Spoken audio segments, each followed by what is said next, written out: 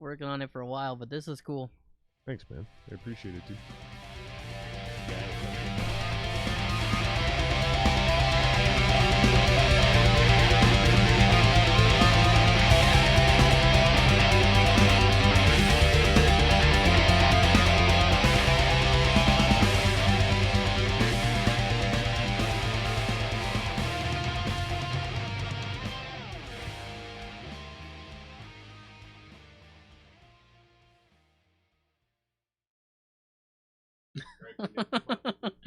Going in and out of the sheet. Get in here. Right up here. Come on. My podcast. Get up here. That's your spot. Will she just lay there for the entire thing? She basically freak out. Yeah. Do it. All right, well, obviously, we're live. This is it. Randy, how are you, my friend? I'm doing great. Randy Ankarlo. All right, so none of my guests or none of my fans are going to know who you are because all my guests have been musicians so far. You're my first non-musician, man. Tell people who you are and what you do. I'm Randy Ankarlo. I am a stand-up comic out of Minneapolis most of the time. Most of the time. Rough place to be a comedian right now, man. Oh, it's non-existent right now.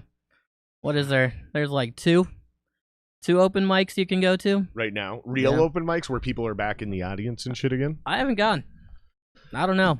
Are you just trying to play it safe or? No, I just don't know. I don't know what's happening, so I just haven't gone out. I went to the last one I did was House of Comedy 2 weeks ago, and where's House of Comedy? Is that's that in the Mall of America. Oh, fuck that place. No offense to the House of Comedy, but I'm really saying fuck the Mall of America is what I'm saying. Right. Fuck the Mall of America. That's the worst fucking, especially now. You know what the funniest thing about that is right now is in the Mall of America. I don't know. It's probably different, but when I was there 2 weeks ago, you don't have to wear a mask in the mall until you walk into a store. So basically, they act like the mall is an outdoor space, but each of the stores are indoor spaces? Yeah. So, yeah, as long as you're just in the mall walking around, you're outside. You said that was just up until a couple weeks ago. That was when I was there last. What the fuck? So you just carry your mask in your hand, and you're like, oh, I want to go in that store. I guess I'll put it on. Dude, that's almost as hilarious as the news putting out the presser that you protests for mask wearing and shutdowns are not okay, but protests for the police shit is okay. Else. And it was health experts, quote unquote health experts, quoting this on the fucking CNN and Fox News. It was the same quote, like, oh my god, these protests are okay, but these ones aren't. And they were saying it regarding the COVID risk. Oh, that's so funny, dude. Yeah, you can't pick and choose when it's safe and not safe. So what are you doing during the lockdown? How are you like keeping the mental chops as a musician? I'm asking this because I'm fucking fascinated by how you guys think as a musician. I got it easy. I got a computer. I can just record here. In some ways, it's a little better because I don't need to depend on some fucking stoned ass hungover drummer to show up and play parts. I can just email him and he can record them at his house. You know what I mean? What about you? How are you staving off the fucking, are you creating content? Are you just writing a lot? What are you doing this shit? I don't know. I'm not doing anything good. Really? I've been trying to write in between drinking way too much. Just so bored at home. I don't know what else to do. But you're still working, right? Yeah. You got deemed essential? Yeah, I do restoration, so it's I wish it wasn't essential. What do you mean restoration? Like remodeling and shit? So yeah, or if somebody cars? like it's on houses, so Okay. we fix floods, fires, mold damage. Wow. Okay. So we still go into everybody's houses and without masks. Without masks. Unless they freak out, then you put one on. Well, dude, so I mean, far, fuck. We've had a couple. You probably should be wearing a mask doing a job like that regardless of COVID. It's funny because, You're working around the supposed fucking to, mold. but I hate masks. They So- suck for me, just in general, because they never fit my face properly. Too much air comes up and fogs up my glasses, Right. and then my face starts sweating. Yep. Like, I get hot, and then And it my goes right glasses into your just eyes. slip off my head altogether. I'm not even exaggerating. I'm not trying to be an anti-masker. I wear my fucking mask. I'm saying it sucks, especially right now, because like some people are like, tape it. And I'm like, okay, that'll just keep more moisture in my face. It'll just make me hotter, and it'll just make me so sweaty my glasses slip off my face even faster. Right. Like, is what I think we really probably should be doing is having the mask like around your neck or chin or whatever, and then if you're about to cough or sneeze, you pull it up, right? Yeah. Almost like you're fucking coughing into your hand. Right. And then And at least allow people to just like pull it below their nose so they can breathe easily. I could see that. I think people would be more okay with that. Because like I don't think you just generally breathing out of your nose is spreading COVID. But the sneezes are, the coughing is, you know what I Right. mean? And the big thing I think is, you know, because I don't think the cloth masks are doing much, but I think is where it is secretly helping that no one is talking about is if you do cough or sneeze, most people's natural reaction is to still cover their mouth. And so there's less shit now on their hand physically that they can spread. It's still getting through. It's still on your hand, but there's less physical matter, like the big, like little snot bubble that comes out, you know, now that's stuck rubbing up against. It's stuck inside your mask. Oh, and then you have to walk around with that all day long. At least, though, you have a mask at that point to cover your face. I see. So nobody sees boogers all over your mouth. What about the little kids? You know how little kids used to shamelessly walk around putting their tongue up their nose? Yeah. Man, I wonder what fucking dirty shit's happening inside of a child's mask. Oh. Fuck, dude. I wouldn't want to be a teacher when they go back to school. No. My biggest problem with the masks is if we're wearing masks, why aren't we wearing gloves? Right. I mean, dude, there's a lot of holes in it. It's the best way it was described to me is this is the minimum thing we can do to just try to mitigate the spread. I can accept that. And I'm like, have okay. a choice, but I'm like, okay, you know, because I just don't want to be the asshole super spreader. So I wear the fucking mask. I really only got irritated when they passed laws. That was really, to be honest, that's the only time I was like, all right, this is a little far. Because just the times we're in right now with all the shit going on, I don't want to give the cops another law to enforce. No, and I just want to get this done with so we can go back to not being depressed inside all day. Like, let me ask you I don't this. know if it'll end. Was George Floyd a public safety risk when he passed that counterfeit 20? No, he wasn't. So how is a fucking aggro cop gonna react to somebody who's not properly wearing their mask or not wearing one at all? Like, maybe they had one on and it literally like fell off or broke or hit the ground and got stepped on or something like nasty happened to it, and they're in the store. Yeah, and they're in the store when it happens. And these cops Yep, exactly. Somebody called, some fucking Karen. We got a non-mask wearer on aisle 6. There's just going to be a mask line. And all of a sudden they just get tackled like fucking Mike Singletary shows up. Just wham! Just brings some fucking 90-pound woman to the ground. What's up, bitch? Let me give you a tutorial. This is how you wear your mask. We're going to have to... You piece of shit! I don't fucking trust cops. I don't like cops. I don't fucking trust cops, dude. And I don't want to give them another mask or another law to enforce, especially something like masks. Dude, even before... Think about this, dude. I don't know if you know about this. Before there was any actual mask laws... Right. In New York... A woman got the shit beat out of her in front of her kids on the subway by New York cops because she wasn't wearing her mask properly. There wasn't even a law in place yet. And she had a mask. She wasn't wearing it properly. Right. And they were like, yeah, no, let's go. Fuck me, man. I can't believe that they would do, at this point right now, with where we're at in this country, I can't believe they would do anything. I'd be afraid to write somebody a ticket right now. Dude, for like, real. I'm out. let me ask you this, man. When we do finally get back to performing live and you start performing out, are you going to do any COVID jokes, or are you in the camp that you're shaking your head no? I'm not going to. It's low hanging fruit. Yeah, well, I just think I'm already gonna be at these places, and everybody else is gonna be doing them. I What hope about not. riot jokes? No. No. I'm so afraid right Great now. answer. This is the best interview ever. Because, dude, if this was a pro interview and I asked you that, you'd have to give me like, well, I think you'd have to really understand, and you're just no. That's what makes podcasts. No. I love it, dude. I love it. Not doing it. I'm so afraid to have an opinion on anything that matters right now. I don't want to disagree with anybody with this cancel culture that we're going especially through. here.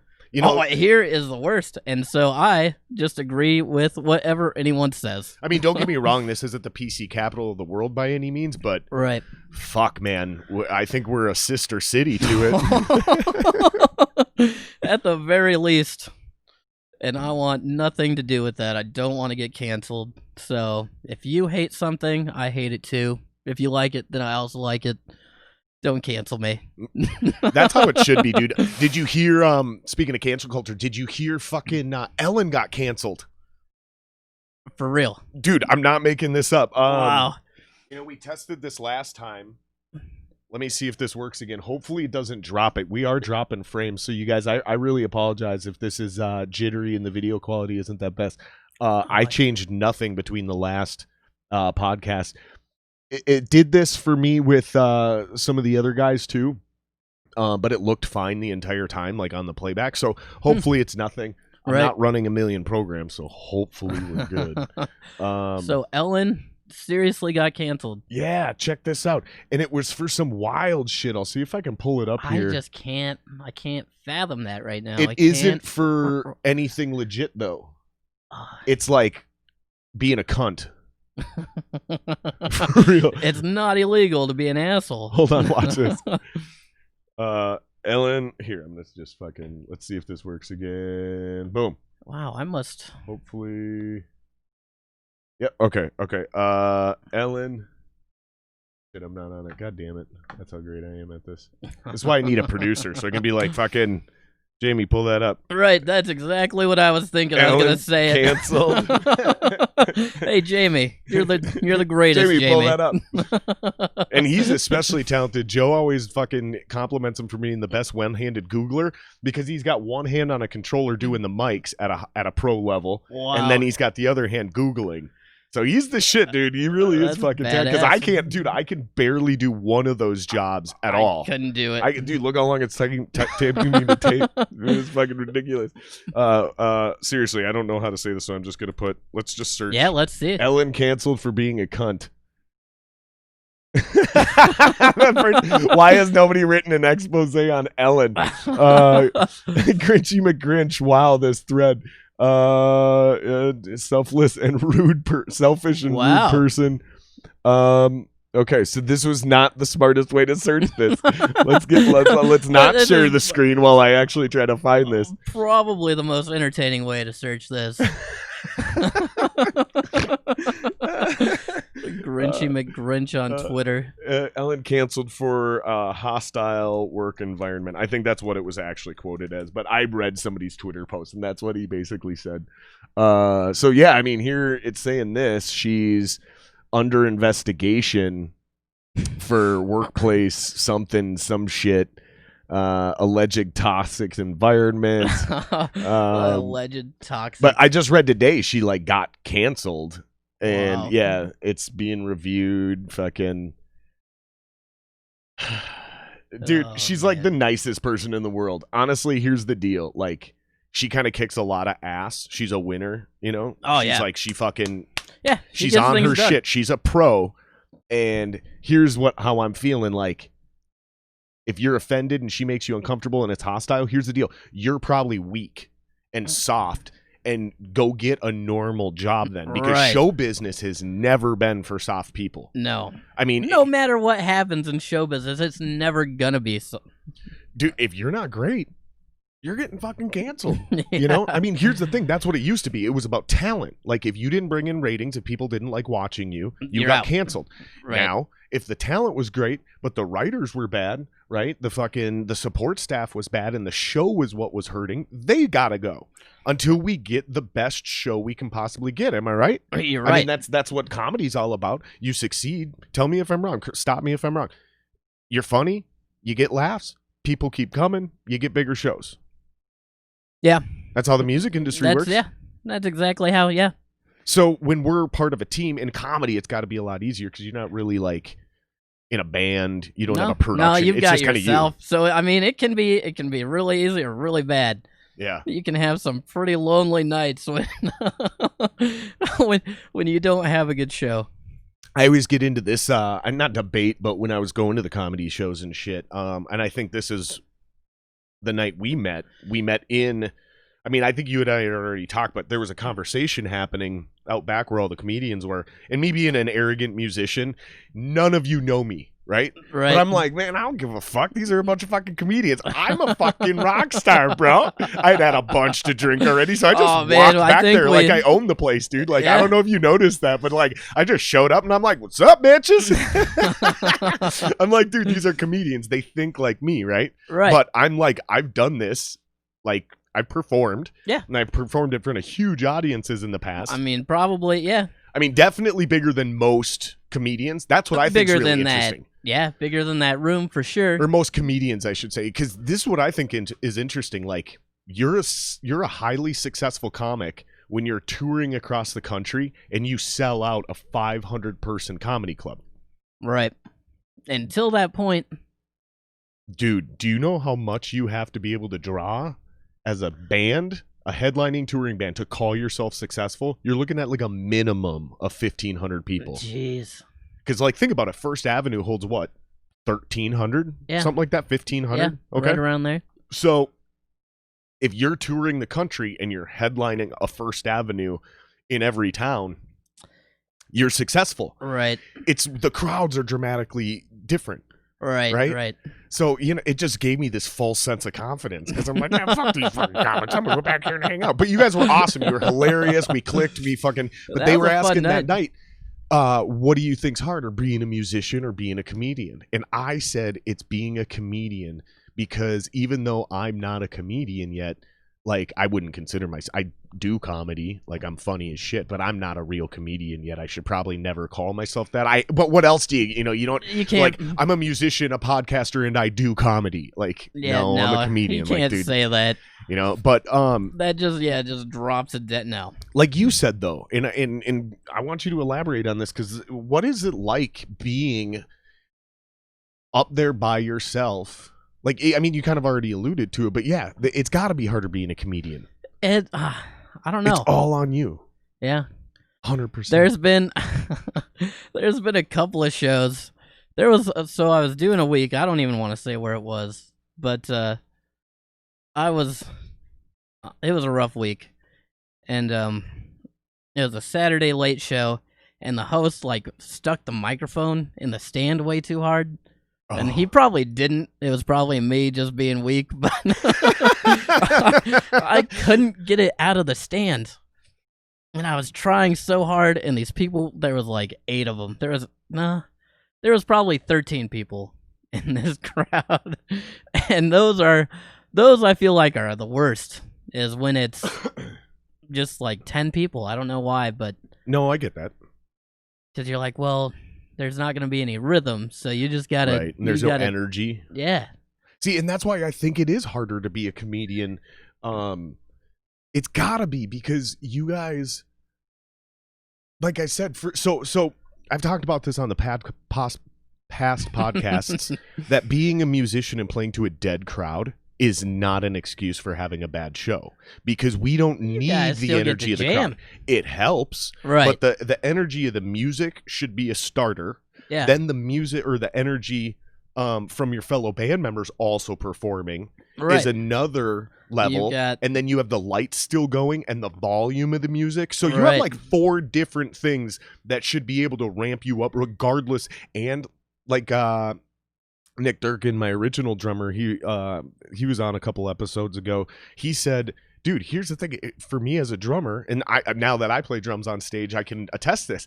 You can't see past the first row anyways. So I see about max 30, 40, 50 people across the front of most stages. And that's the best thing for you, is just to see, because the people that are closest are always the people that care the most. Yeah, that's true. So true. that's all you want to see. That's true. And yeah, I guess is where I'm going with it is like, we're able to force ourselves to make the performance rather than, I feel as a comedian, I feel you guys, man, not only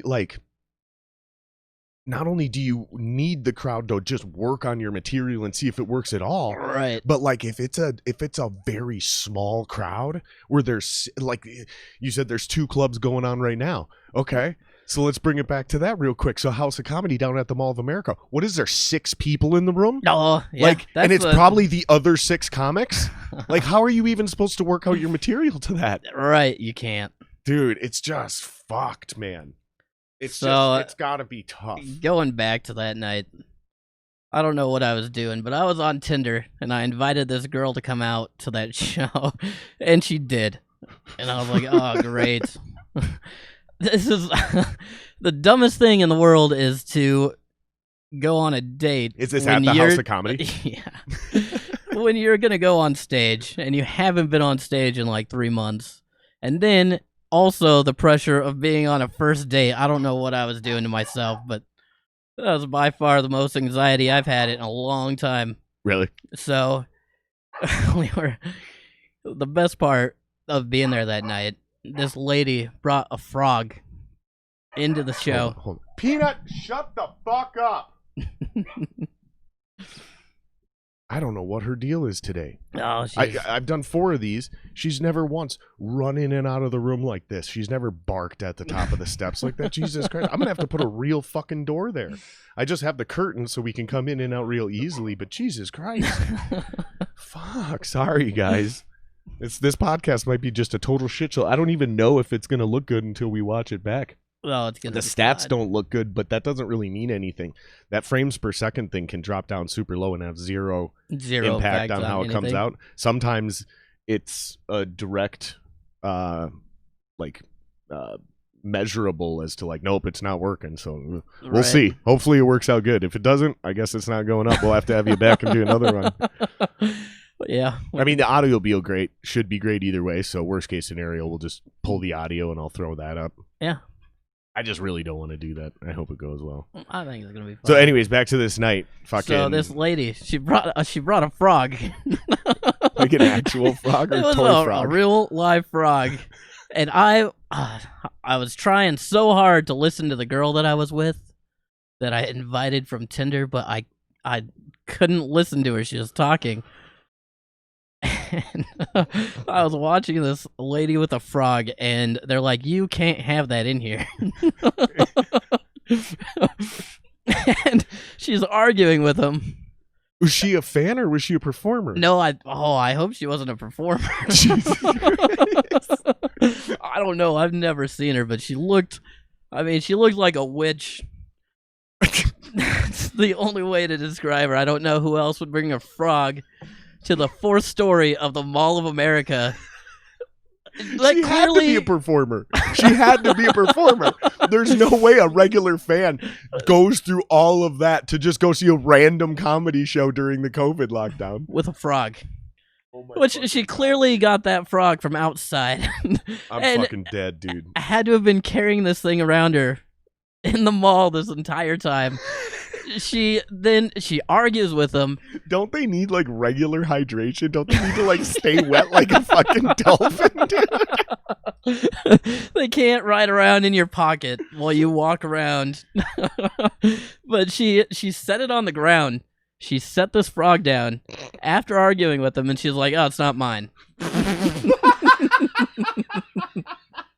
What the fuck? She just found it and didn't want it to die.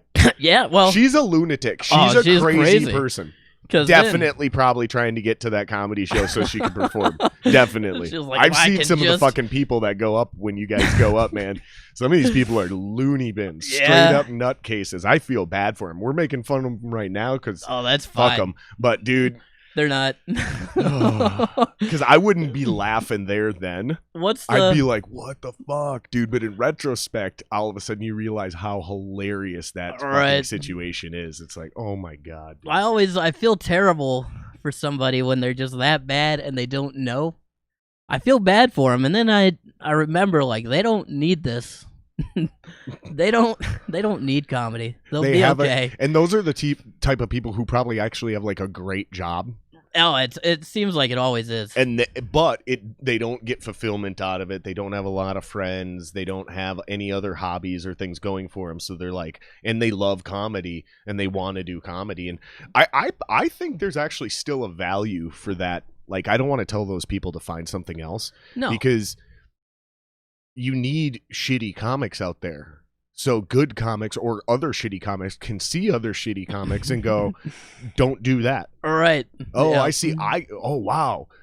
I do that. Let me stop doing that. Yeah. Whatever dude, I'm horrible at explaining these situations, but No, you know but exactly that's what I'm talking about. Yeah. Yeah. I think it's important to have. What'd you do? Let me just ask you this stupid thing real quick. What did you do that night when you couldn't get the microphone out of the stand? Did you just say fuck it and hang out with the stand? I forgot about this story. No. It gets worse. I finally, like, with both hands, I yanked it out, and when I did, I hit myself in the face. So literally just gong. Yeah. And that shit's loud. In It a microphone was just loud.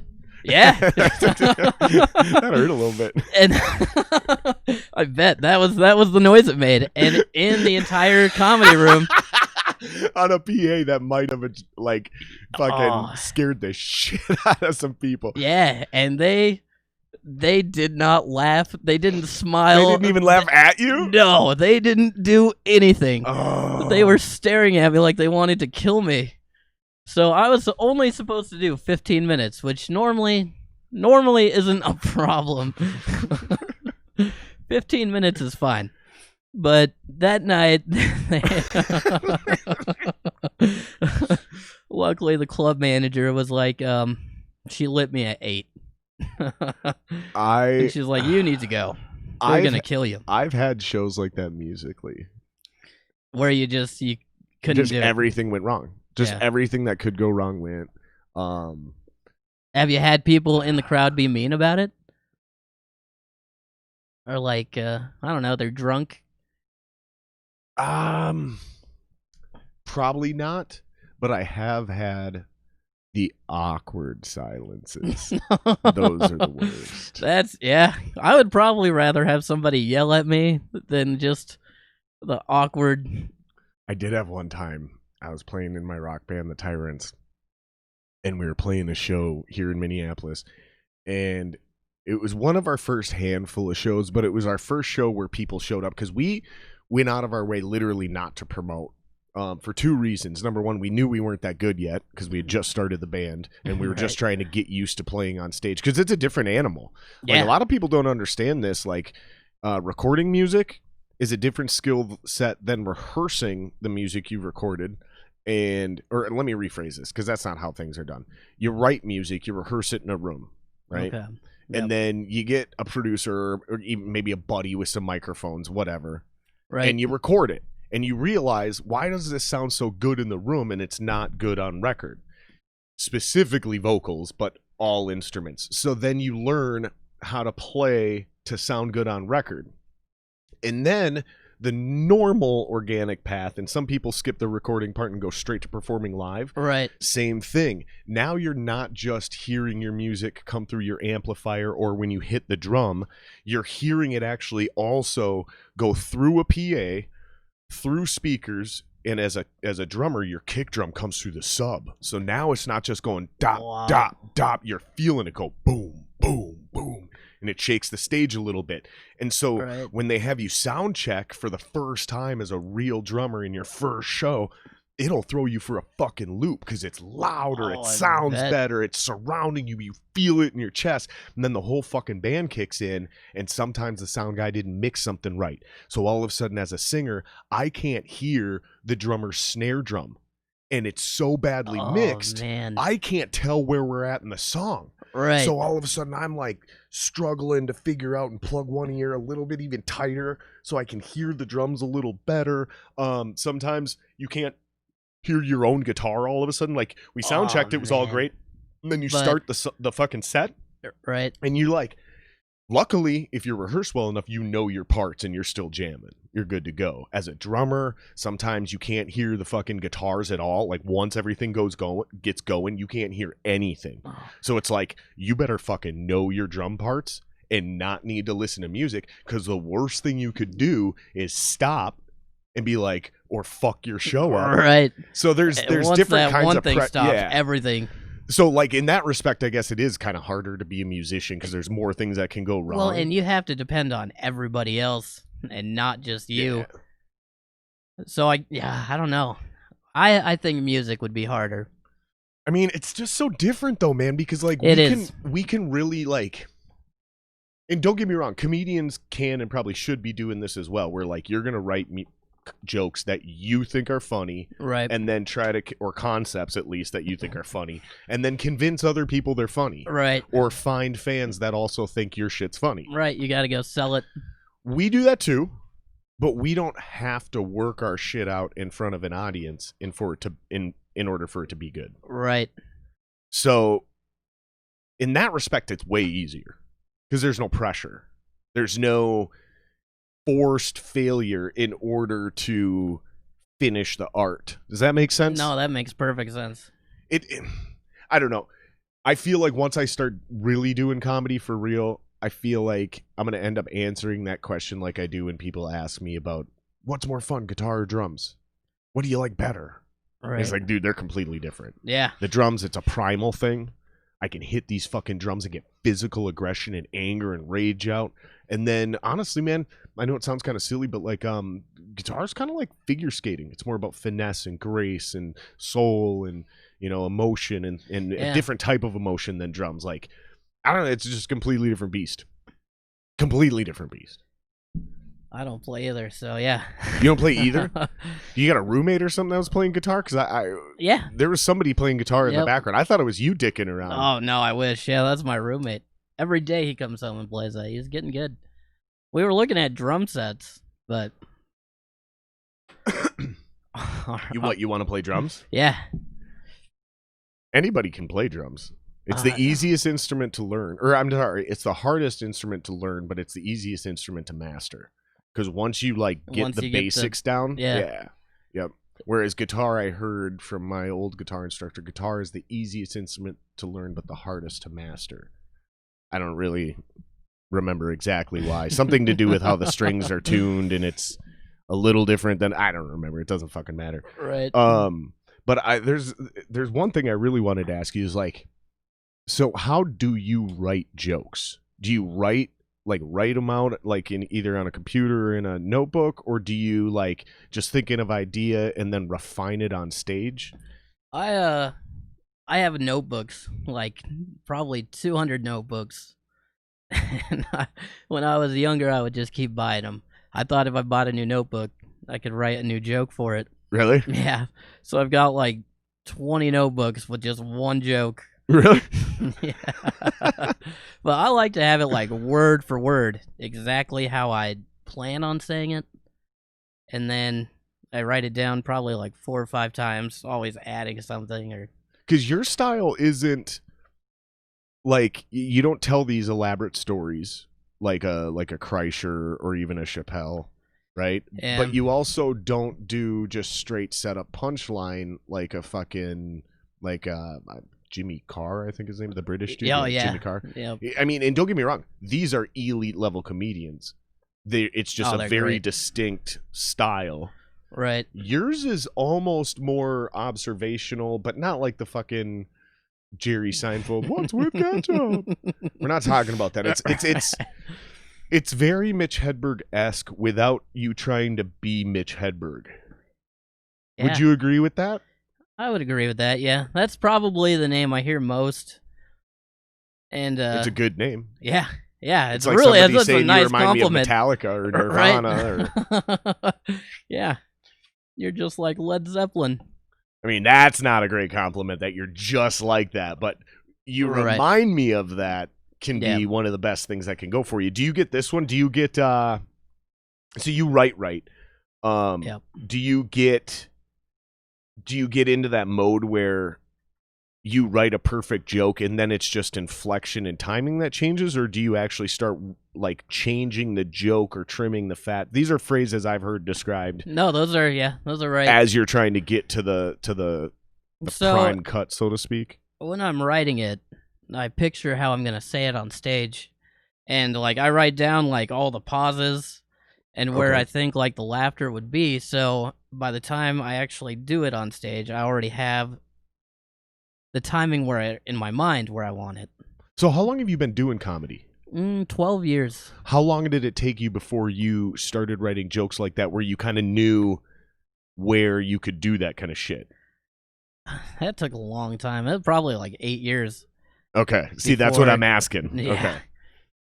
Because I at first I don't know if I knew how to write a joke. I definitely don't. And I don't know if there's no wrong way and right way to do it. Mhm. I don't know. You just write down something that you think is funny, and then maybe it is, but maybe it's terrible. Right. I don't know. Do you It's- ever write a shitty joke that ends up turning into a gem? Or vice versa, you write something that you think is going to be great, and it's like you've never been able to work it out? Yeah, there's plenty of those where I'm like, oh, this is gonna be awesome, and then you go to do it and nobody laughs. Just you at the silence. That's all I do.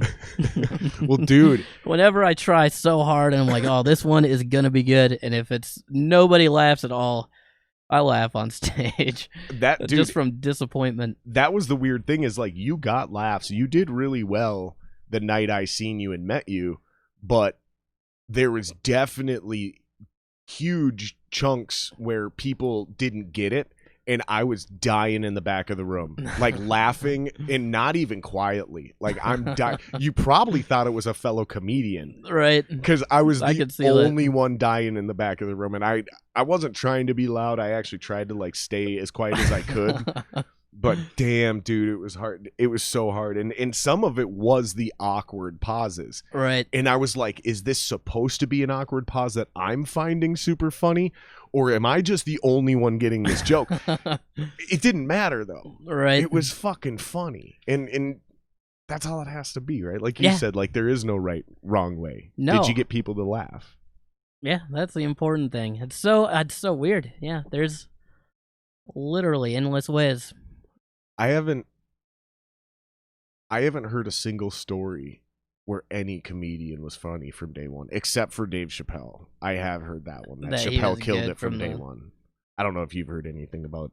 I'm not. Do you Chappelle. and that's why I kind of touched on that. Do you study big comics and figure out like what they're doing? Do you watch other comics in that way, like almost you're studying them and learning? No, I I watch them to laugh. I don't even. I know I should be doing that, like just watching and realizing what they're doing. But no, I watch it still as a fan. Just as a fan? That's Yeah. interesting. Yeah, That's really interesting. Do you get jealous when somebody fucking, whether it's locally or famous, like when they just got a gem? Do you ever get that? Oh. Like, I wish I would have thought of that. all the time, and you're like, oh man, and I could have thought of that. What about this one? So I was working on this bit. This is one that kills me, and this is one of the reasons I've struggled to actually like truly do this and put a lot of energy into it. Yeah, Is because I'll be working on a bit, and then I think I'm like ready to bring it out and start doing it, right. and then or maybe I have 5 or 10 minutes of new shit I want to go out and try, and then all of a sudden somebody not only has a bit exactly like it, but they kill. Dalia stole my NFL bit from me, and the logos and the mascots and shit. Yeah, He stole that bit, not stole it from me, right. And it was already on a special, so he had been working on that bit for 2-3 years probably before it got recorded. But now, I mean, you could probably take it back. He's canceled, right? Right. Dude, what happened there? I still don't really now? understand. That's the craziest thing to me about the cancel shit now. I don't even understand half the reasons these people are being canceled. Was he a pedophile or something? Something with underage girls. He played a pedophile in a show. I did read that. And then they're like, well, that's why he's so good at acting like one. So he played. So here's what I do know is that I read an article that says, how did we not see this coming with Chris D'Elia? And then it cited two things. He played a pedophile in Workaholics, and he played like a rapist or something in some recent show. And they had an article that said, how did we not see this coming? And I'm like, he was like, I can do those two things. You guys can count on no. The best. We could have never had a chance to see that coming. I don't feel like. I don't know. Do you watch other podcasts? Yeah, I like the Joe Rogan. You watch Rogan? Yeah. Everybody watches Rogan now. Did you, Chris? How do you say his last name? D'Elia. D'Elia. He was on You that. should know that more than I should know, by the way. I know. That's like me mispronouncing Pantera. Pantera. I never really listened to him, so I didn't know him. But he was pretty good. I mean, was his drunk girl bit. Have you ever heard his drunk girl bit? I've seen a couple of them. For the viewers I've or the seen listeners that don't know what I'm talking about, feel free, just pause this shit, open up a new browser, and watch them. And watch. Just type in Chris D'Elia, drunk girl. It's like a 5 or a 10 or a 20-minute bit. I don't know how long the bit is, but it kills. It's fucking hilarious. So that one's good. Personal allegations aside, because I don't even know if it's true. Right? I don't know how we should be reacting. Like maybe the guy gets his job back and he's completely vindicated of false claims. I'm not going to condemn the guy until I actually am 100% certain that I even know what he's being accused of and been proven that it happened. Like right now it's just too much. But I have not heard anything else on that. Well, here's why I bring up the podcasts. Because he was on The Fighter and the Kid. With Brendan Schaub. Yep, and Brian Callen. Mm-hmm. And they brought up somebody else was getting outed at the time for doing something shady on like Snapchat or something like that. And somebody edited the clip to where he's like, what are you talking about? I thought like the photos got deleted as soon as you sent them. And somebody was like, well there's a way you can screenshot them or save them or something. And then as those two keep talking in the background, somebody took the footage and just slowly zoomed in on Chris D'Elia's face because he's like, oh, really? And he's like looking towards the ground and he starts looking real awkward. And then they like bring up all the weird math equations around him. Right? and dude, it looks bad. Whatever he's getting canceled for, it looks bad. But I'm just getting sick of it because especially with how nervous he was like, oh shit, my time's a coming. Oh, I should not have done that. And he was pretty arrogant, and it was probably part of a long-term bit, like that's his thing, you know, like right. But I don't know, man. Here's the thing: is all of these people, everyone has demons. I've done fucked up shit. The difference is I admit right away, like, go ahead, fine, post all the shit you want on my YouTube page. I probably did it. But here's the thing: is that shit was 15 years ago, or 5 or 10 years ago. It was before I met my wife. It was before I got married. Like, I really am a different type of... I've changed a lot. I shouldn't say I'm a different person, because I'm not. I'm the same fucking person. But it's not fair to compare me to 25. You can still grow.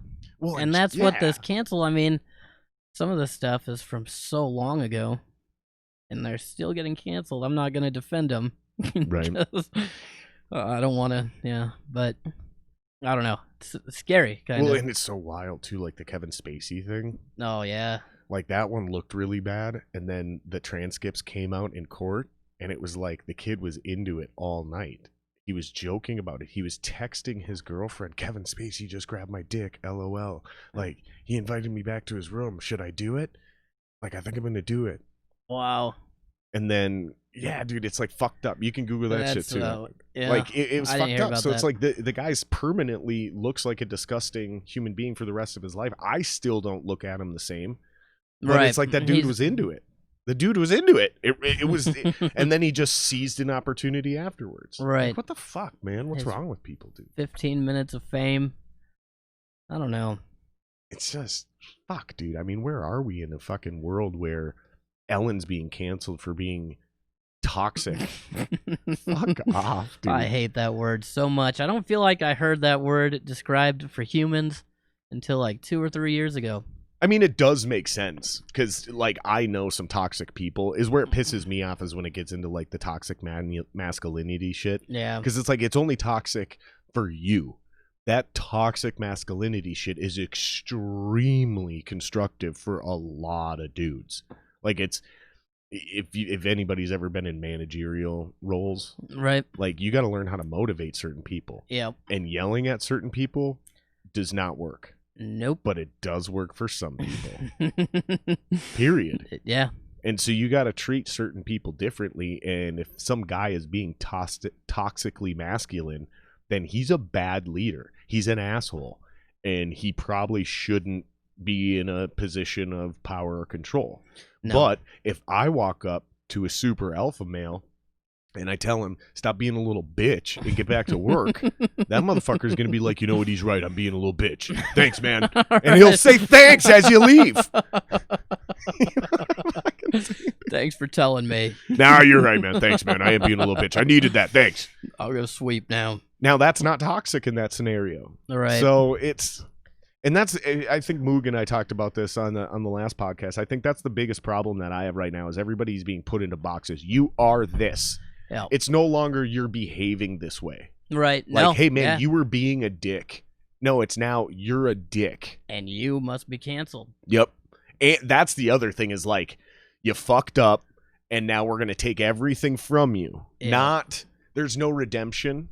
And once something has been taken back, there's no clear road back to redemption. Like in criminal law, you fuck up, you do a crime, you do the time. There's a clear way to fucking pay your debt to society, redeem yourself, and get back out there, and then you get a fresh start. You know, and if you get released on parole, you know, it's not a true fresh start. You're, you know, a little probation period. Like, okay, we're going to give you a shot. You fuck up again, you're going right back in. We're watching you. None of that's happening in the entertainment world. I mean, fuck my buddy Steph. My buddy Steph from POS, local hip-hop group. I don't know if you've heard of them. My buddy Steph, I haven't talked to him, but I still don't know what the fuck happened to him. Like, he got Me Too'd and got caught up in some movement, and, like, I still don't know what happened. I still can't get a clear answer. To me, correct me if I'm wrong, if anybody knows more about this than I do, it sounded to me like he's guilt by association, like he had a shady buddy. Okay. And didn't condemn that buddy either before, during, or after shit went down, and now he's done. Oh, wow. It's like, come on, man. At some point in time, we got to draw a line, man. Yeah. We're all humans. We all fuck up. I guarantee you, I go back and look at any one of your Facebook pages, I'll find something heinous. Right. From a long time ago. How far back were you going to go? Nope. What, are you going to go back to the start? Well, that's what it takes then. Yeah. If that's what you're, And like you said earlier, I mean, people change and grow and evolve. And that's one of my biggest things is I tell people, like, dude, yeah, I did say that. I did believe that. But I've changed. I've grown. I've learned. Yeah. I mean, and now it's like you're not. Now you're not allowed. Maybe you're allowed, but you don't get the opportunity. Right. You know, I sometimes feel like it's like, this is you, and you got to get to here to change. And people are, this is the world, you know, and they're like, change, come on, change. Why aren't you changing? How you're not changing fast enough? You're not changing. And it's like, get the fuck out of my way. Fucking move. Now I've changed. Now are you happy? And they're like, no. Fuck, dude. Like, you still have a job, man. And it's just wild, dude, because trying to be a creative person in the public eye, which you don't really have the option not to be anymore. If you want to be a comedian, you're out there. If you want to be a musician, like, maybe if you're lucky and you find the right people, you can make like backing tracks and soundtracks and game music and stuff like that. But no, the vast majority of us have to be out there performing in front of people. Right. And dude, I'm just telling you, man, you wanna fucking call everybody on their bullshit. You're literally, you will have no performers left. And the ones that do make it through because they're that virtuous aren't gonna be fucking funny. They're not gonna be good at music. And guess what? Nope. Here's my proof. This is why we don't have AI and robots and other things do this for us. Right. I mean, dude, I talked about this. I don't know if it was before, during, or after the podcast with one of the guests. I have a lot of these conversations. I can't fucking keep them straight. But Axl Rose beat the shit out of at least one of his wives, if not two. So way back in the early 90s, as a music fan, we had to reconcile this. How do we deal with this? Like, right. Do I listen to his music anymore? Some people were like, no, I'm not listening to his music anymore. Right. The rest of us that were like, but I love this music so much. These songs made me want to play music, or whatever the situation is, right? Right. So some of us had to reconcile, okay, here's the deal. I will not support Axl Rose personally in anything. I do not support him. I don't like him as a person. He's the piece of shit. However, I still like Guns N' Roses, and I still like this music. And here's the reality. The music industry and the music today is better because that music was allowed to exist. If that controversy came out right now, not only would that band be canceled and dropped from their label, iTunes and everywhere else would pull their music from their platform and they would cease to exist. That is not good for music. Period. End of story. No. And that was 20 years ago. I'm saying if the story broke today. Right. That was 20, 30, literally almost 30 years ago now. Yeah, it was. Has he beaten anybody recently? You know, we let murderers out of jail. Right. We give them a second chance. So I don't know. Yeah. That's where I'm at with the whole thing right now. Is like, is it worth it? It's so hard because everything is just picked apart and chosen where you want to accept it or where you don't. That I don't know. I don't think it is worth it. I don't think it's worth it at all. I think it's literally just going to make everything milquetoast, real vanilla, right. No nuance. I mean, there's no... already PC comics out there that don't do anything offensive. There's this girl, I can't remember her name, and even if I could, I wouldn't plug her anyways. She's from England. Okay. Actually, I will say her name because she sucks. Her name is Demi Lardner, and she's British, so she says Lardner. Where did you see her? She's on Facebook and YouTube. She's huge. She's big. She's from England. She's huge. Oh, okay. And I hope she hears this. She sucks. There's nothing funny about her. Right. Like, so how did she get so big? I believe because the PC culture will rally around their own. She's perfectly liberal in PC right now. She's non-binary. She literally goes by it. That's her pronoun. She checks all the labels right now, except for the fact that she's white. If she wasn't white, she'd be even more popular. Perfect. Yeah, but it's like fucking who's that chick that did that fucking special on Netflix? And it's like good. It's thought provoking, but it's not funny. Anybody who knows comedy right now is screaming at the TV, "You fucking clowns! You fucking clowns!" They can put it in the comments. I don't know. There's been a few of them. Yeah, well, I can't remember either, but we'll move on. But that's basically where it's going. Is my point? Is like, if you want to make everything perfectly PC, go for it. But then do not turn around and say you're fucking funny. Because don't even pretend. Let's just stop pretending, and then I'm cool with it. But don't try to pass it off. Right. Don't try to sell me on some fucking bullshit. You know what I mean? Right. Well, and the scary thing, too, on the other end of that is that people that are like that, then they won't just change the channel. If they don't like something, then it needs to not exist. Right. Which is just the most selfish thing I've ever heard in any art form. If you don't like it, well, then just shut it off. But that doesn't mean other people can't. Right. Dude, and that brings me to another thing, actually. Like, if it is, like, real dangerous hate speech, I'm not even for cancel culture then. So, like, I'm Jewish, Native American, white, and believe it or not, my great-grandfather was black, right? Okay. So I'm super mixed, okay? But mostly I identify as Jewish and white and even Native, right? Right. Point being, is that Nick Cannon said some extremely racist shit against Jews and against white people. Did I want him canceled? No. And here's why. Because when you cancel guys like that say that kind of hateful and offensive shit, or if we made it illegal, right? Then these guys get pushed to the fringes of society where we don't know what they're saying and we don't even have the opportunity to go change their hearts and their minds. And now they become galvanized because you've ostracized them under the extreme edges and shadows of society. And now they become more reinforced in their beliefs, and we don't know where they're at and when they're going to strike.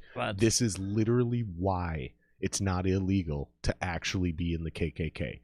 It's why it's not actually illegal to be a Nazi. You're just not allowed to hold positions in office because it's a political problem, right? Right. So, no, I don't think we should cancel Nick Cannon. No, I don't think we should cancel Alex Jones because I want to know what their bullshit sounds like so I can go. Because here's what happens. That's the most valid thing I've heard. So here's what happens, right? Alex Jones says some crazy shit. I can easily YouTube it. I can easily find it on iTunes. I can hear it. It's been made into a million clips, and I can go, that dude's losing his fucking mind.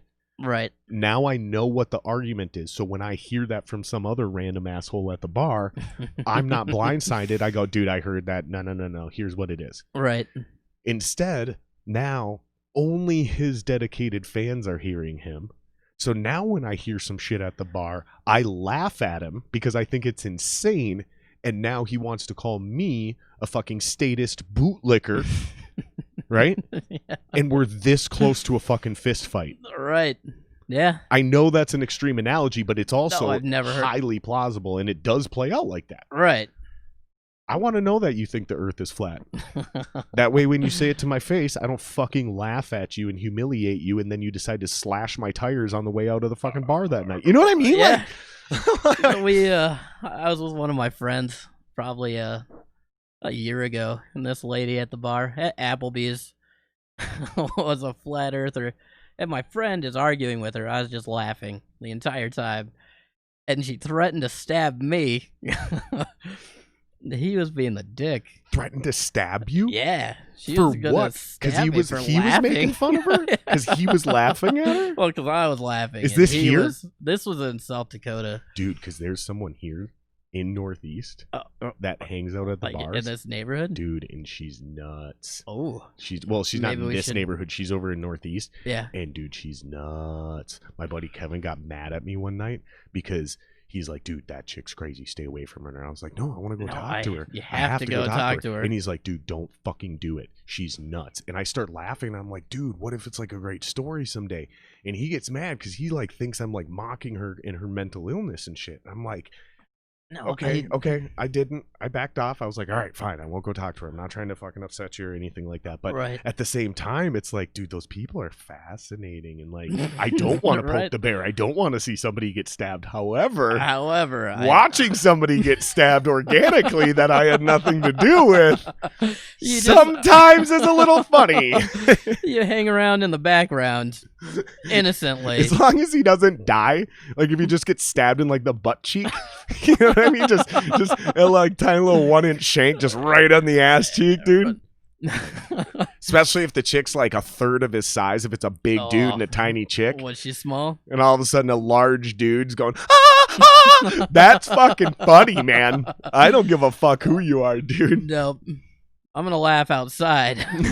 yeah, let me go laugh in the porta potty. Oh fuck, dude. That's funny. We were talking before the podcast, so you're fucking super into ghosts. What about aliens? Because the alien shit's popping off right now. Yeah. What do you think of all this alien shit? I think we're selfish. You think it's real? Do you buy it? I think it's real. Do you? I think it has to. I think we've got to be so stupid to think that there's out of the galaxy. Keep talking. I'm gonna grab a beer first, real quick. Okay. In this entire galaxy, that we're the only ones that do anything. I think mathematically. Right. There's no way.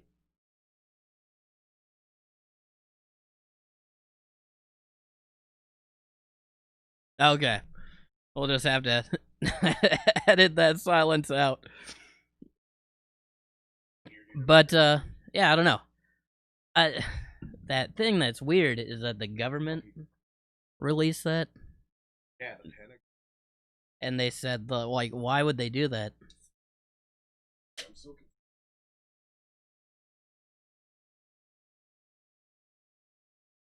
Something else, right? Right. That's They're all they they're would either do. telling the exact truth for the first time ever regarding aliens, Which or is definitely it can't be the case. They can't or just be telling us the truth all of a sudden. Like, all right, you guys are old enough now. or maybe they're trying to distract us from something else. I don't really know, dude. I don't either, and I haven't looked into it because aliens I don't care about. They're fine. They're But the probably ghosts. real, but ghosts are just I don't know. Now this is pretty cool. So you told me on the phone you shot an episode of Ghost Hunters. Is that what you said? No, But you do ghost hunting. I bought a kit. You bought a ghost hunting kit. Yeah. Get the fuck out of here, dude. I got real bored during COVID, and I was Have you like found any? $600 that I spent. Have you found any ghosts yet? No. You fucking idiot, dude. I do this stupid stuff to be funny because it entertains me. It is funny. I don't care if other people think they're like he's stupid for sure, but it's funny to myself. So I'll spend $600 on something. So what? How do you hunt ghosts? So it's got like an EMF reader. It's like a little toy. This thing Electromagnetic frequency. yeah, and it was probably the dumbest thing I've ever bought. Why do they think ghosts have electromagnetic frequencies? I don't know, but you know what else does? A microwave. For 2 hours, I thought my microwave was haunted. It is haunted. It's haunted with the spirits of your burritos over the last 17 years from fucking college till now. Stop murdering us. I bought that, and I haven't got to use it. I was just gonna say, how do you hunt ghosts? What do you do? Do you just like take it down to Minnehaha Falls? I think you just go to a graveyard. I haven't actually done any yet. Because I want to do it, but nobody wants to go with me.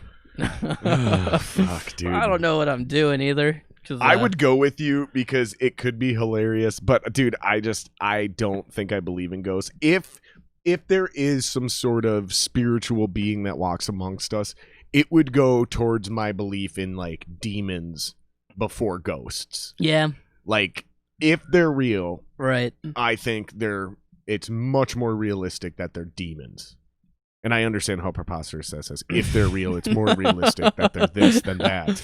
I get it, but yeah, no. But I don't know. I've just been like when I was a kid, I was terrified of that stuff. Yeah. And so I don't know what happened when I got to be an adult.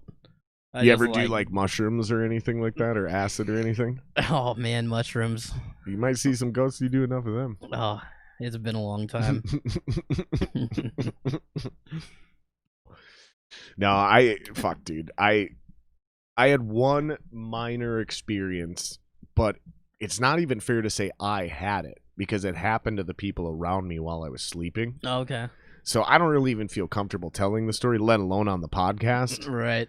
And it's just so far-fetched. It's unbelievable. My mom had one shortly after my grandpa died, which was her dad. He lived with us. Right. She said some crazy weird shit happened, but personally, like witnessing anything, not really. Yeah. Like shit's happened while I've been there, but I didn't personally see it. Yeah. Other people swore to me it happened. So I mean, I don't That's know, what I dude. don't like about that stuff. They're like, no, it happened, and you just can't believe them because they want it to happen. Most of the time, I feel like, right? So they can make that up in their mind. Here's what I will say, because I'm a, believe it or not, I smoke and I drink and I cuss and fucking. Before I got married, I was a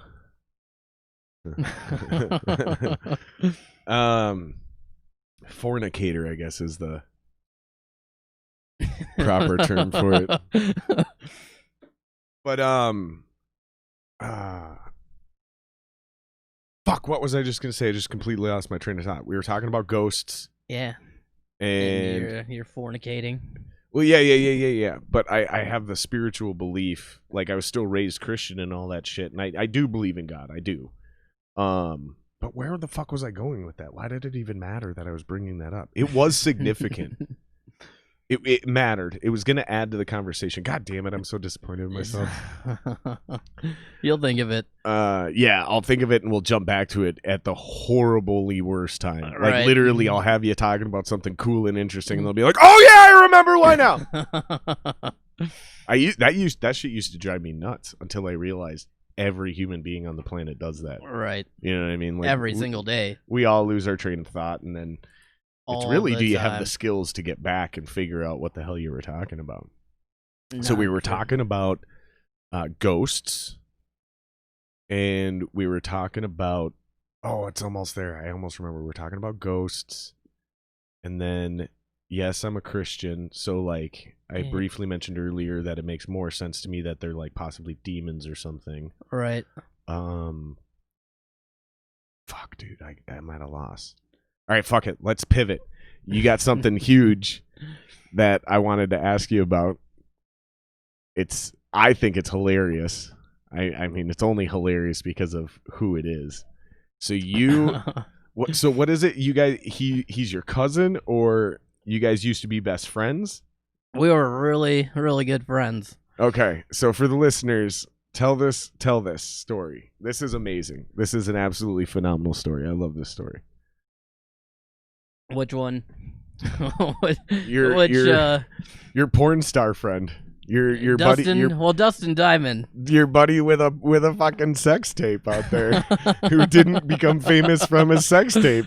He tried to capitalize on the Paris Hilton Kim Kardashian wave, and it backfired horribly. Yeah, it did. Screech from fucking So- Saved by the Bell. For 2 years. 2 years I worked with him, and actually it's kind of crazy. Where'd 'cause you work with him? We were touring everywhere. He lived in Port Washington. Oh, you're touring comedy? Yeah. Oh, gotcha. Okay. And so, yeah, he, it was, about 2.5 years. The first time we were working together was in, Watertown, South Dakota, I want to say. Okay. The craziness started before I even ever met him. So Did he call you? Like, had he discovered you, or was it No, like through it was through an a agent or something? booking agency. And so I had just moved to Minneapolis, and I had just finally from found Colorado, right? from Duluth, actually. Mm. So I was living in Duluth, and I moved to Minneapolis, and I finally started getting my life together. I found a good job, and so then I got this email from the booking agency that was like, "Do you want to work with Screech?" Yes. And I was like, "Of course I do." Who would say no to that? In my job, I had just literally started that week, so I knew they were not going to let me just leave, so I quit. You have to. You got it. Yeah. There's no way I was going to miss that. So Okay, so you get to South Dakota. yeah, I was supposed to pick him up. My friend came with, and we were supposed to pick him up. He was flying into Sioux Falls, Mm-hmm. and we were going to drive him to the show in Watertown and just drive him wherever we were going. And he calls and says that his airplane is late, or it got canceled, his flight, which, looking back now that I know him, I know that he just missed it. But He was busy making a sex tape. yeah, he was. So they're like, all right, well, we'll have to figure this out. We'll fly you into somewhere else. And he's like, okay. So they look at flights, and he's not going to get there until like 9 to the show. And it's supposed to start at 8. Oof. But he's headlining probably. Okay. Yeah. Okay, so it's Yeah, still it's just- possible. Right. I was just opening for him. So they tell us just to drive to the venue and that they'll figure it out how to get him there. And so we get there, and at 8, there's like 100, I think they said 175 people. Which is a pretty fucking big comedy show for bumfuck South Dakota. Right. With the name, yeah. And so all these people are there, and it's probably like 8:30, and they're getting word that he's not even gonna be there until like 10. No. Yeah. So they're like, well, do you think you guys can like just fill some time until it gets here? How much So time? right? How much time? So my friend, he did comedy too. He doesn't anymore, but he did like 15 minutes, and I did 45. Nice. And it was great. So that was an hour down. Did it go well? Did you do well? You did well? It went, it was one of my best sets I ever had. Sick. That one. So we take a break, and they're like, okay, he's going to be here in like an hour. And it had to have been like 10. Oh, okay. So it just kept getting bumped back. He's going to be there by 9. He's going to be there by 10.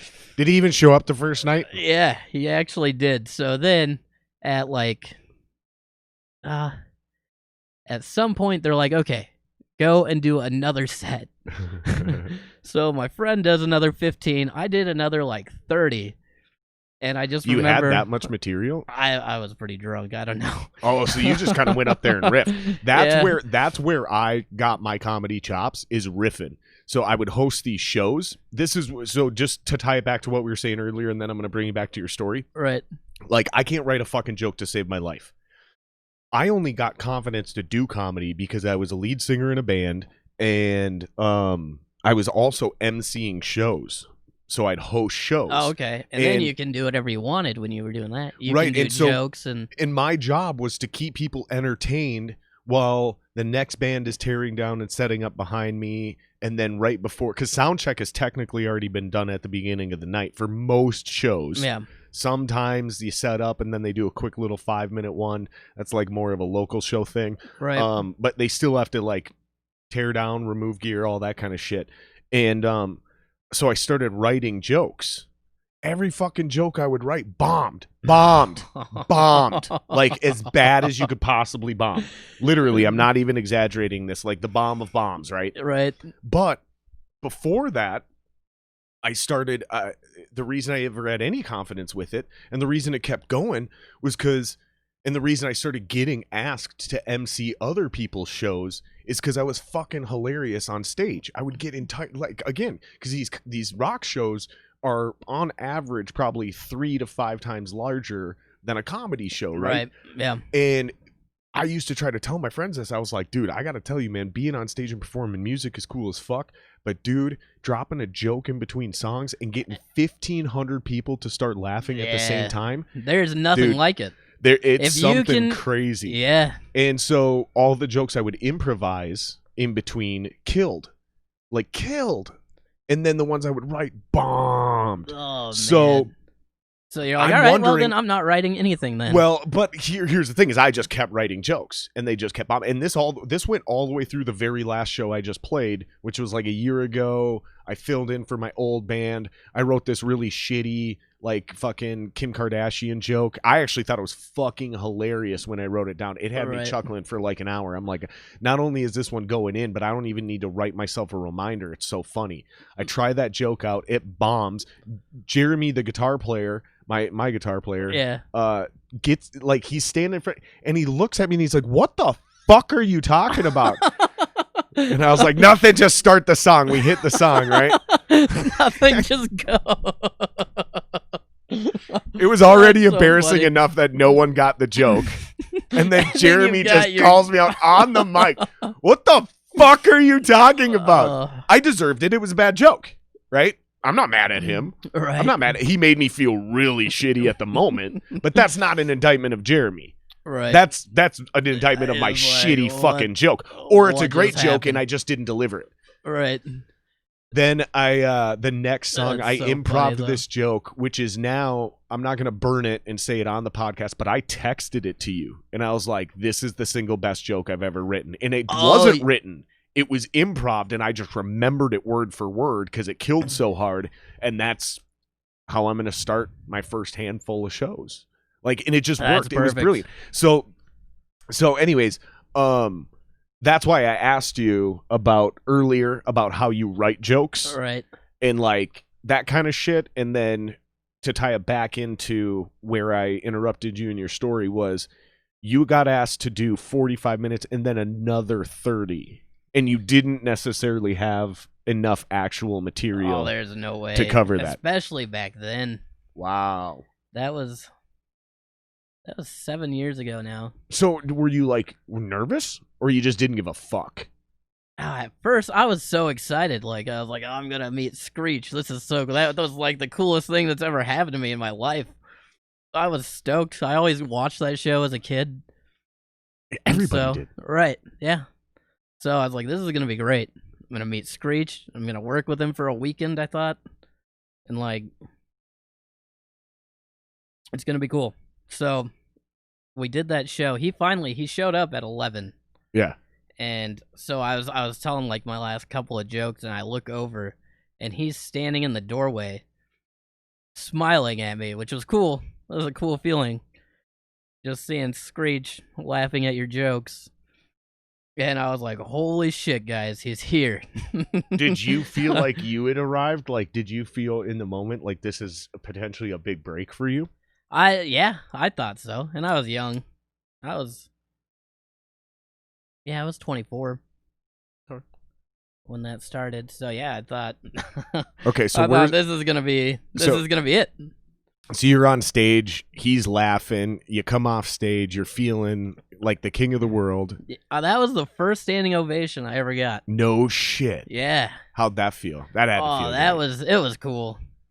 I wish I wasn't as drunk as I was by the end of it. I bet you still remember it, though. As drunk as you were, you still remember it. And then we drank a lot more. Pull that just a little bit closer to you. Right. There you go. That's a little better. Okay, so then he finally gets there. He's laughing at your jokes. You get off stage. You feel like king of the world. He goes up. What happens? He did fine. Really? Yeah. I was hoping, no offense to Screech, but I was hoping he kind of bombed. Right. Like after that would all be great. of that shit, I was hoping he'd kind of bomb. But the cool thing was Good for him. afterwards, people came up and they're like, we didn't even need him. This show could have just been you, and we would have been okay. Paying like $25 a ticket. So how do you go from like it's supposed to be him for like a week to 2.5 years? So we did the second show and it was fun, and then Same town. I was in Aberdeen. So also I want to say that was cool because they have a room in Aberdeen, and I was there like 2 months before I did it with Dustin, and we had 13 people. Really? Yeah. And then fast forward 2 months later with Screech, there was like 250 people. Yeah, I've experienced that exact same thing in the music industry. It's weird performing in the same room to two different size crowds. The 13, they were fun, but 250, obviously, way better. So, yeah, we did those 2 shows, and then he flew back home, and then that same comedy booker called back, and they're like, "Oh, he likes you. Do you want to keep opening for him?" And I was like, "Yeah, of course. I've been talking to him on the phone all week." Really? Yeah. You guys exchanging phone shit? Yeah. That's cool. We would talk on the phone all the time, and I'd be watching Saved by the Bell while I was talking to him. That's fucking weird. That's creepy, dude. It was creepy. So what do? You fly out to Washington or whatever? No, he was Port Washington, Wisconsin. Oh. So it was only like 7 hours. He's from fucking Wisconsin? That's where he lived. Oh, he's not from there? No. I was going to say, that makes way more sense that Screech is from Wisconsin. Fucking drunken Scotties. Right. You're not from Minnesota, though, so you don't subscribe to that same culture, do you? We hate Wisconnies. The Scotties are fucking arrogant. Well, I mean, they're drunks. They're reckless. I hate the Packers, so I get it. You're a big sports guy. Who's your favorite football team? Is it the Broncos? You get a pass if it's the Bronx. So I don't know. As a trader, when I was a kid, it was always the Vikings. Why? You're not from here. No, but my dad was, and all of my family lived here, and I have always had this thing where I wanted to be different. Okay. So, like, wearing Denver Broncos stuff in Colorado is boring because everybody's doing it. Sure. So I was like, the Vikings. That's cool. So. That's funny. I moved to Colorado when I was a kid. We only lived there for a few months, but. Where'd you live? Fuck. It's outside Boulder. Like Fort Collins? No. I think it's called Eagle. Yep. Eagle. That's right. And we were there for a few months, but I just remember rolling through a gas station and asking my mom's boyfriend at the time. I remember going, well, like, are we going to get to watch Vikings games now? And he's like, no. And I was like, so what do we do then? What do we do then? And he goes, I guess you just got to become a Broncos fan. And I remember being like 8 years old going, fuck that. I ain't being no fucking Bronco fan. What year was that, though? Was that when they were good? No. It was before that. But they had changed to their new logo, so it was a year or two before they won the Super Bowl. Okay. Or maybe not. Maybe not. I don't fucking remember, dude. I was young. It had to be like 19. No. There's no chance it was 1996 or later. Okay. Because there's no way I was 12 years old. Right. I had to be somewhere between 8 and 10 or 11 when I was there. So that would have put it somewhere between like 92 and at best like 95, which is right before they won the Super Bowl. Right before they were good. Yeah. And technically they were always good. Right. It was just they hadn't won their 2 Super Bowls back to back. You know, they hadn't become the Broncos. They were the other Vikings who had lost 4. You know, and the fucking Bills who had lost 4. So that's who they were then. And I was like, fuck that. I ain't being no Broncos fan. But I have a funny story about the Vikings. We were doing a show in Iowa, me and the headliner. I was just opening for him. Sure. And he comes up. So I was talking to this guy after the show, and we were talking about that 1998 Vikings game when they lost. Yeah. And I was just telling him about, like, I was 10 in that game, and I just remember seeing that field goal, and I just started bawling, and I went to bed. Really? Right after it was over. Yeah, I was so mad, but I cried after the 2009 game with Favre. Oh, that's was the one I cried worse. after. But I was talking to that guy, and we were having a good heartfelt moment about the Vikings, and the headliner comes up, and he was just joking, and he's like, "Yeah, the club said that you did okay, so they said they're still gonna pay you." What the fuck? He was totally kidding. Him and I work together all the time. I mean, obviously, but right. And this guy got so angry at him, and he goes, "Just okay, huh?" and he takes his wallet out, and he's like shuffling through all these hundreds in there, and he grabs a 50, and he's like, "How's this for just okay?" Just hands it to me, and I was like, "Oh." Wait, what does this have to do with the Vikings? That was just that story, because we were talking about the Vikings. Oh, and then he turns around and goes up on stage? Yeah. That's fucking hilarious. The guy I was with was so mad because he sells shirts after the show, and he only sold like 2 shirts. Really? Yeah. So he made $40. Iowa's a tough town. I mean, like, music-wise, if you're a good band and you go to Iowa, you'll kill. You'll crush. Yeah. But if you're a shit band and you don't sound the right way and you show up in the wrong Iowa town playing with the wrong Iowa brands and the wrong Iowa crowd, meaning, like, maybe your agent gets you you're like a light rock band.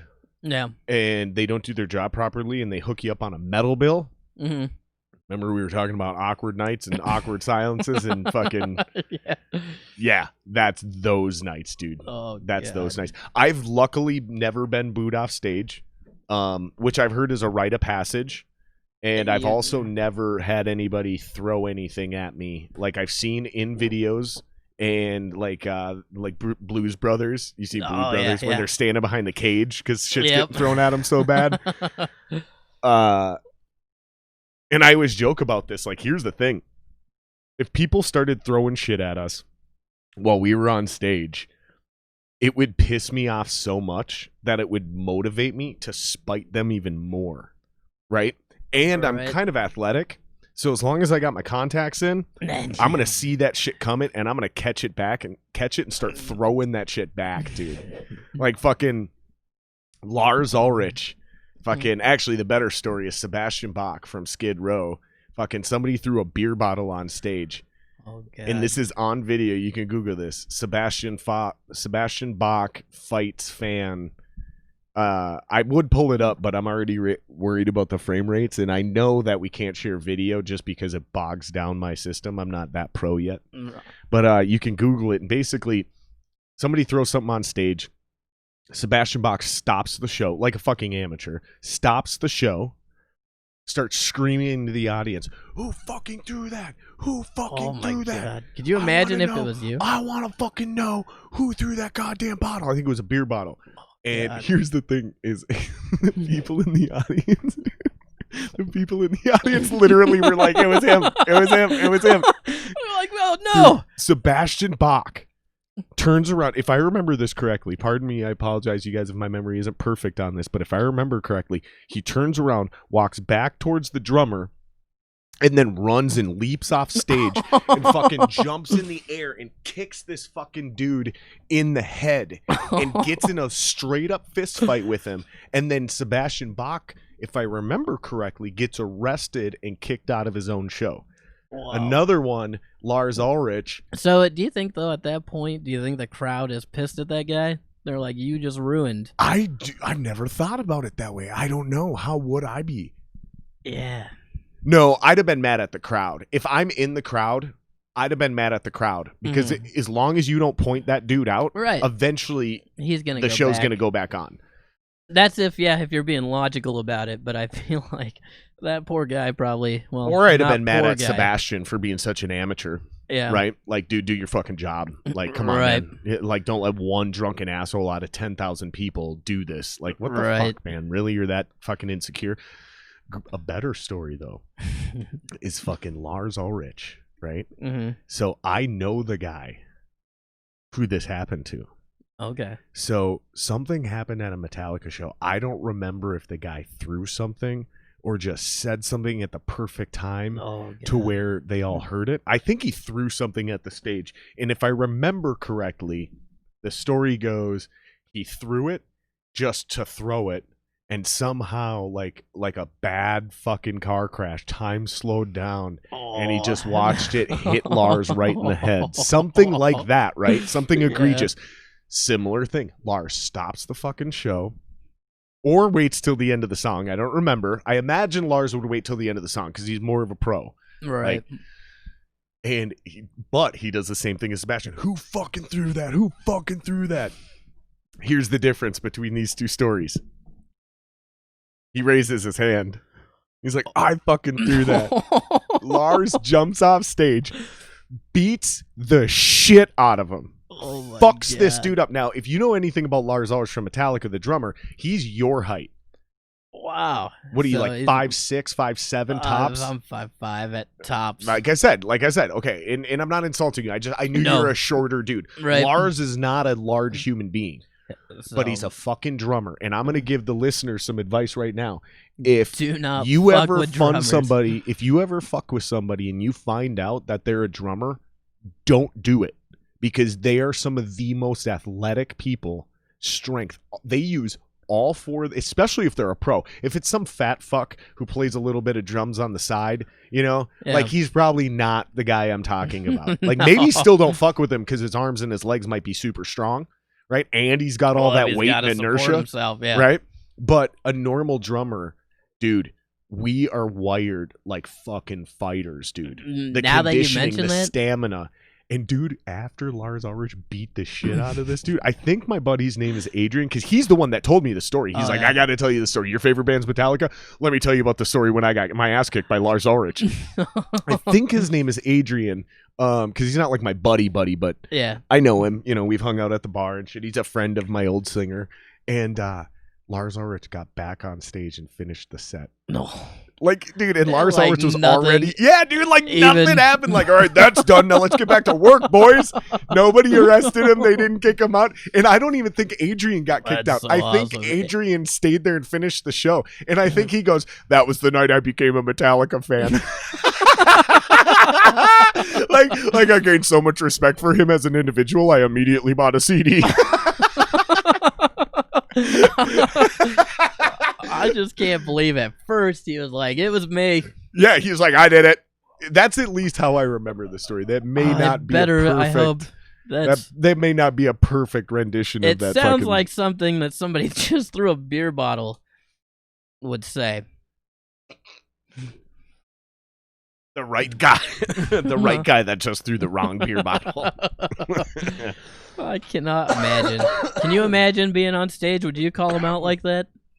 If I was on stage, that's exactly what I would do. And I would do exactly what Sebastian and Lars did. I'm just that much of a fucking hothead. If you put your hands on me or physically injure me, like, or is what I'll probably do now, as I'm a little older, is I'd call the dude out.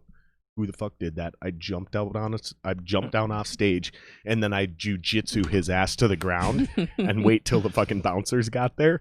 And then I'd maybe like give him a little kick.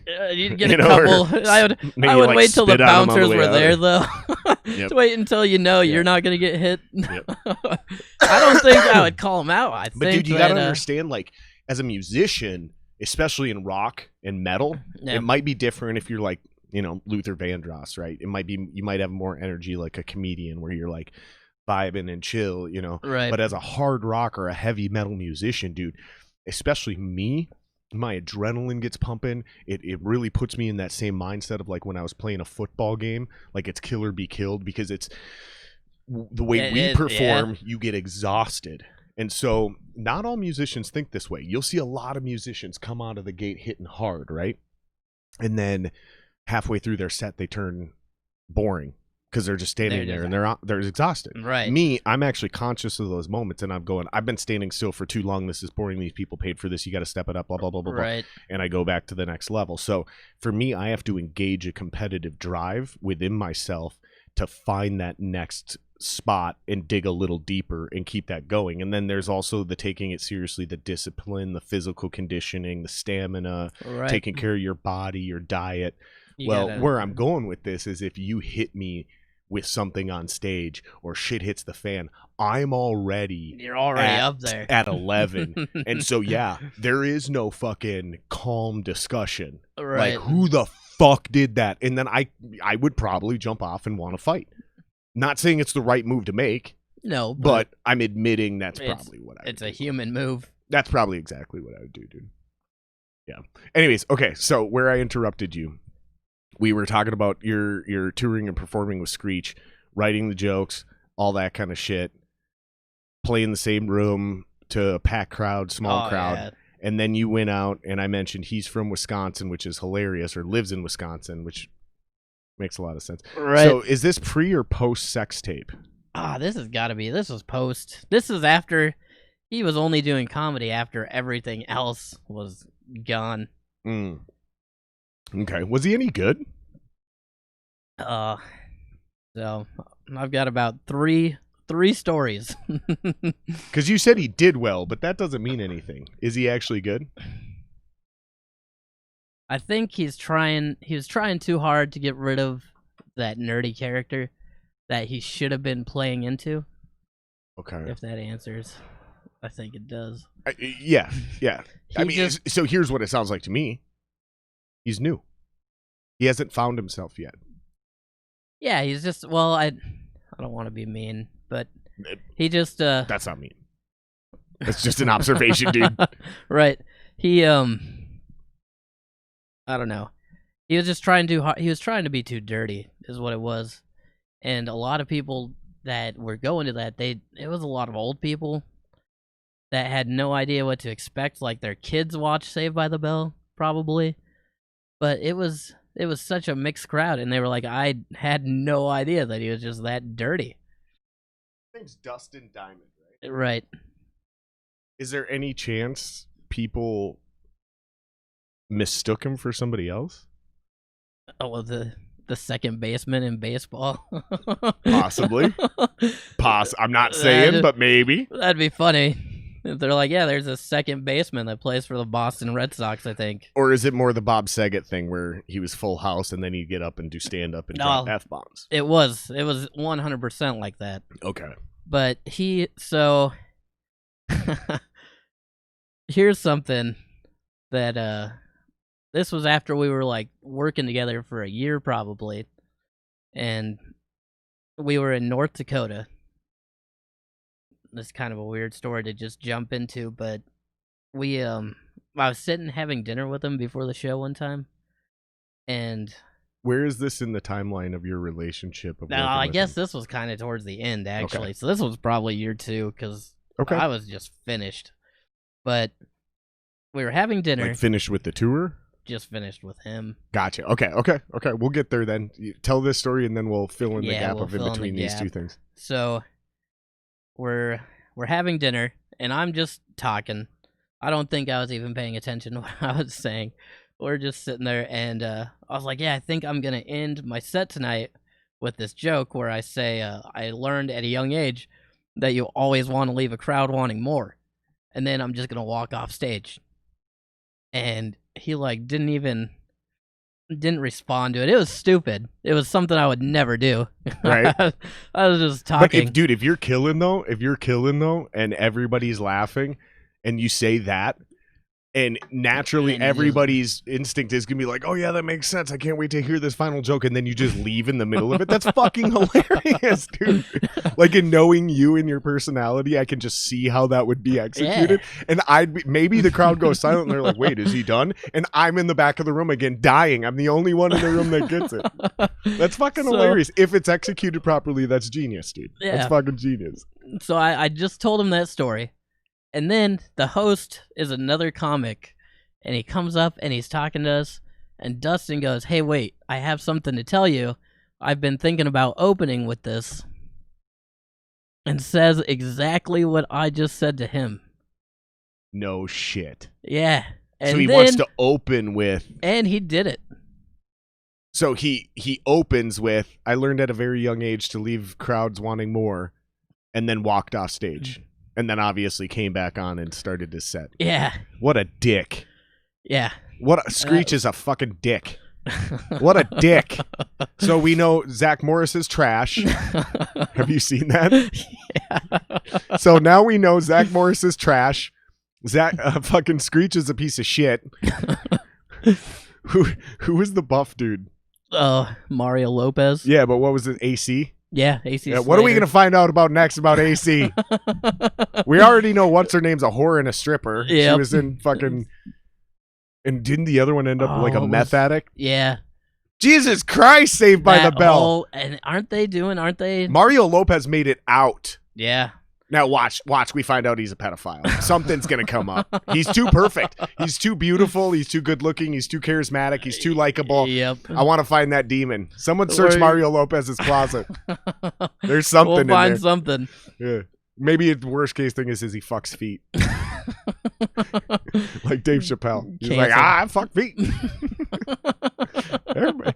Everyone fucks funny. Everyone fucks funny to someone. Shit, I fuck feet.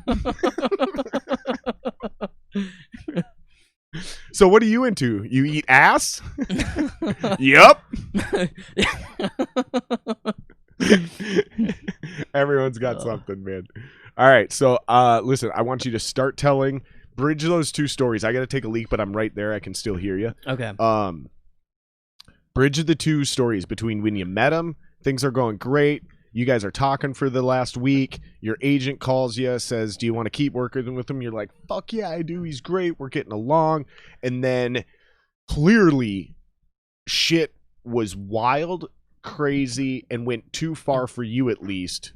And then we clearly know how right towards the end it ended. And if that wasn't the last dinner you had, it was probably the night you knew, like, fuck this guy. That was, yeah. Like, that was, you might have had moments before that, but that, based on that story, I've got I would guess 2 fun ones before I get to that. Just 2 crazy things that this stuff never happened. Keep going. To me. I gotta go to the bathroom.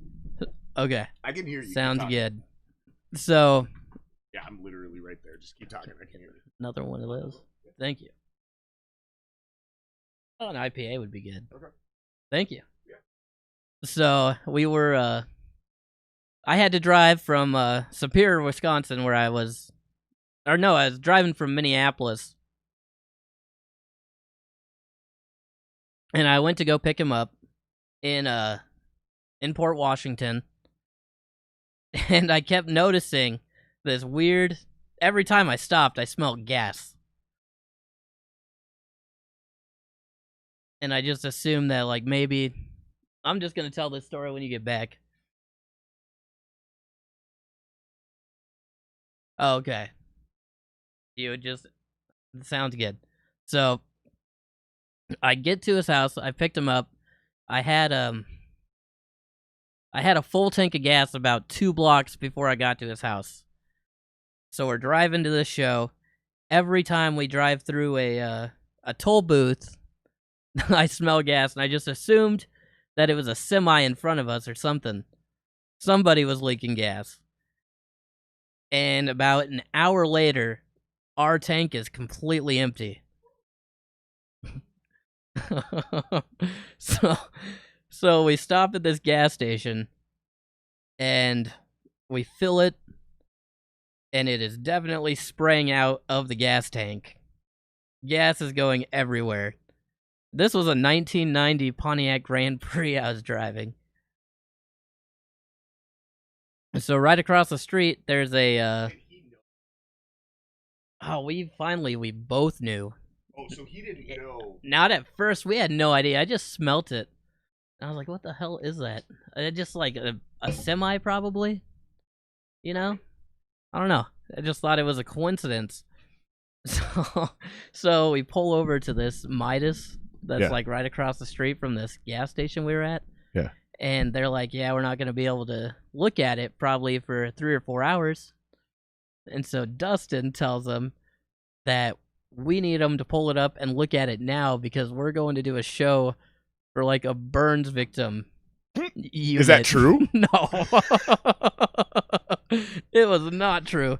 So you got to give it to him, though. He connected gasoline and burn victim and came up with a real quick fucking bullshit story.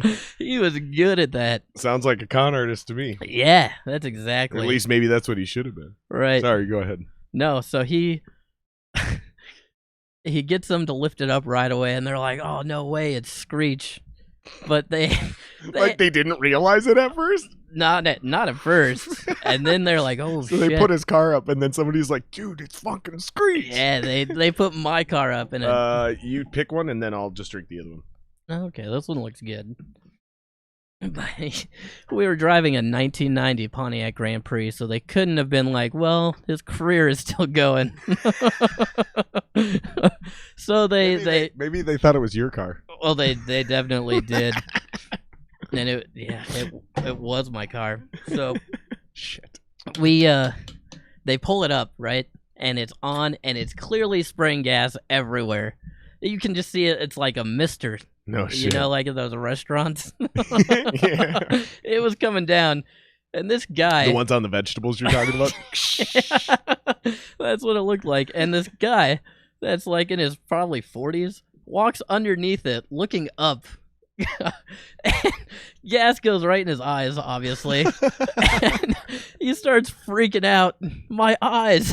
And what did you think that was? Did you think that was water? Just that was somewhere in that had to have been. I think it was Gary, Indiana, actually. So that makes sense. I'm sorry. I'm fucking sorry. I'm just imagining this old fucking dude.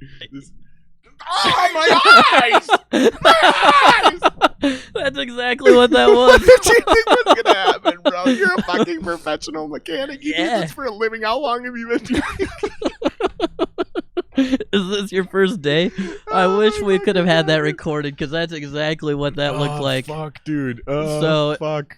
Then they start telling us that like they're gonna need to take the gas tank off, and it's gonna take a long time. That makes sense. It was probably something to do with the fuel pump. So right. The fuel is under pressure. You probably lost the gasket. Yep.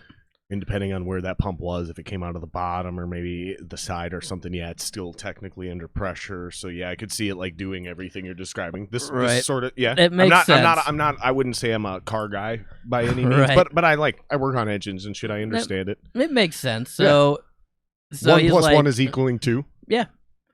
But of course, I did not have that kind of money to get that fixed there.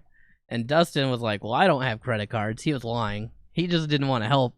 Of course. So he's like, "Well, can you like maybe just call one of your family members and we can see if we can rent a car or something. Why don't you fucking call a family member? Why don't Dustin? you do it? Yeah, he's making Why don't you way call more than me. Why don't you call Zach Morris, you fucking bitch? He's still working. He was on Law and Order. He just played a porn star. You fuck. He just tried to steal your role. So this guy's like, I definitely would not drive this car anywhere. And Right. Dustin looks at me and he's like, scare tactics, take it down. So they took it down, and our only choice was to keep driving to we were going to it was only like 3 hours away from wherever we were. We were in Gary. It was right Like Gary, Indiana? that's where we were, yeah, when we pulled over. And then the show is somewhere in, I want to say Kentucky, but right Okay. on the border. So it was 3 hours. So we're driving down the road, spraying gas everywhere, and pulling over like every at least hour. I was gonna say, fuck, what do you gotta get gas every 15 minutes at that point? Oh, it was so much. It was every hour, and he would not help pay for any of the gas. So I think he might have put one tank in there. So it cost me $168. What a fuck. Yeah. Did he hook you up with any extra money? No. What a fuck. So we got to the show that night. We finally made it. We were late, of course. And so we do the show, and I was like, I am going to do a joke about this because I want to see if anybody in the crowd will help, you know? Right. See if there's Smart move. got to be a mechanic in here. Now, we cannot drive this back. I made $100 every time I did a show with him. And so I was basically making nothing. Right, you're breaking even. I mean, 100% breaking even at that point, if not losing money. Right. I think that's more losing. But so I get this guy after the show. He drives it back. He's like, "Oh yeah, my brother has a shop. It's like 2 miles away from here." So we take it to his shop, and it was just like a gas line. So I paid him Okay. paid him $20. He wasn't going to charge me at all, but That's all it was. Fuel line. yeah, it was just, and all he did was tape it. Yeah, because I was just gonna say, if it's just a line, then you probably just have a hose. Yeah. Or I mean, a hole in the hose. Yep, he raised it up, and he was like, "Oh yeah, it's just this." So he just fixed it for $20. So $188. I'm pretty sure I borrowed money from my friend on that trip. I had to call him and say, "Hey, can you wire me some money so that I can make it home?" Because Dustin's not gonna help. I have so many of those stories. Like, personally, I haven't experienced a ton of them from being a road musician, just because most of the time I made sure we had our ducks in a row beforehand. Right. From coming from a car family, like, no, you take it in before you go on tour. You Right. fucking idiots. You goddamn you comics are fucking stupid when it comes to traveling, man. Y'all don't know shit. No, we No, don't. and honestly, us musicians are no better. The only reason I ever haven't had any major disasters is because I had experience coming from that type of family Right. who knew cars, and I knew what to not do. You know, just doing a simple long road trip, you know, to the boundary waters from here to Canada. There's certain things you need to do to your car, and you fucks. Right. And when I say you fucks, I'm talking about all of you as comics and most musicians I know.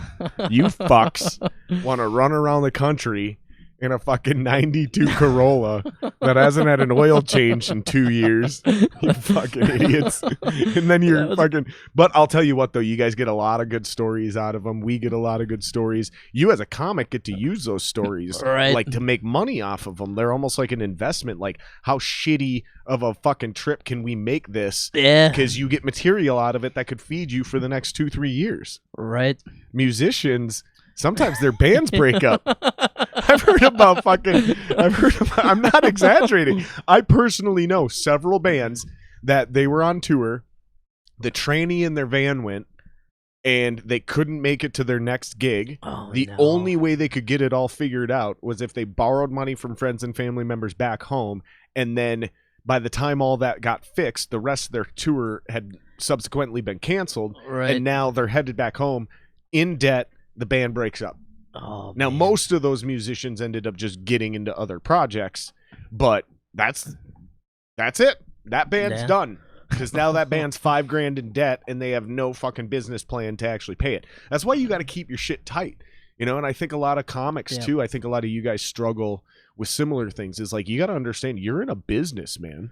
Right. Like, you need to, like, I've heard stories about this since the COVID lockdown, with the big timers in LA on podcasts. You know, like a lot of these like middling, when we say middling, we mean in the music world we mean struggling.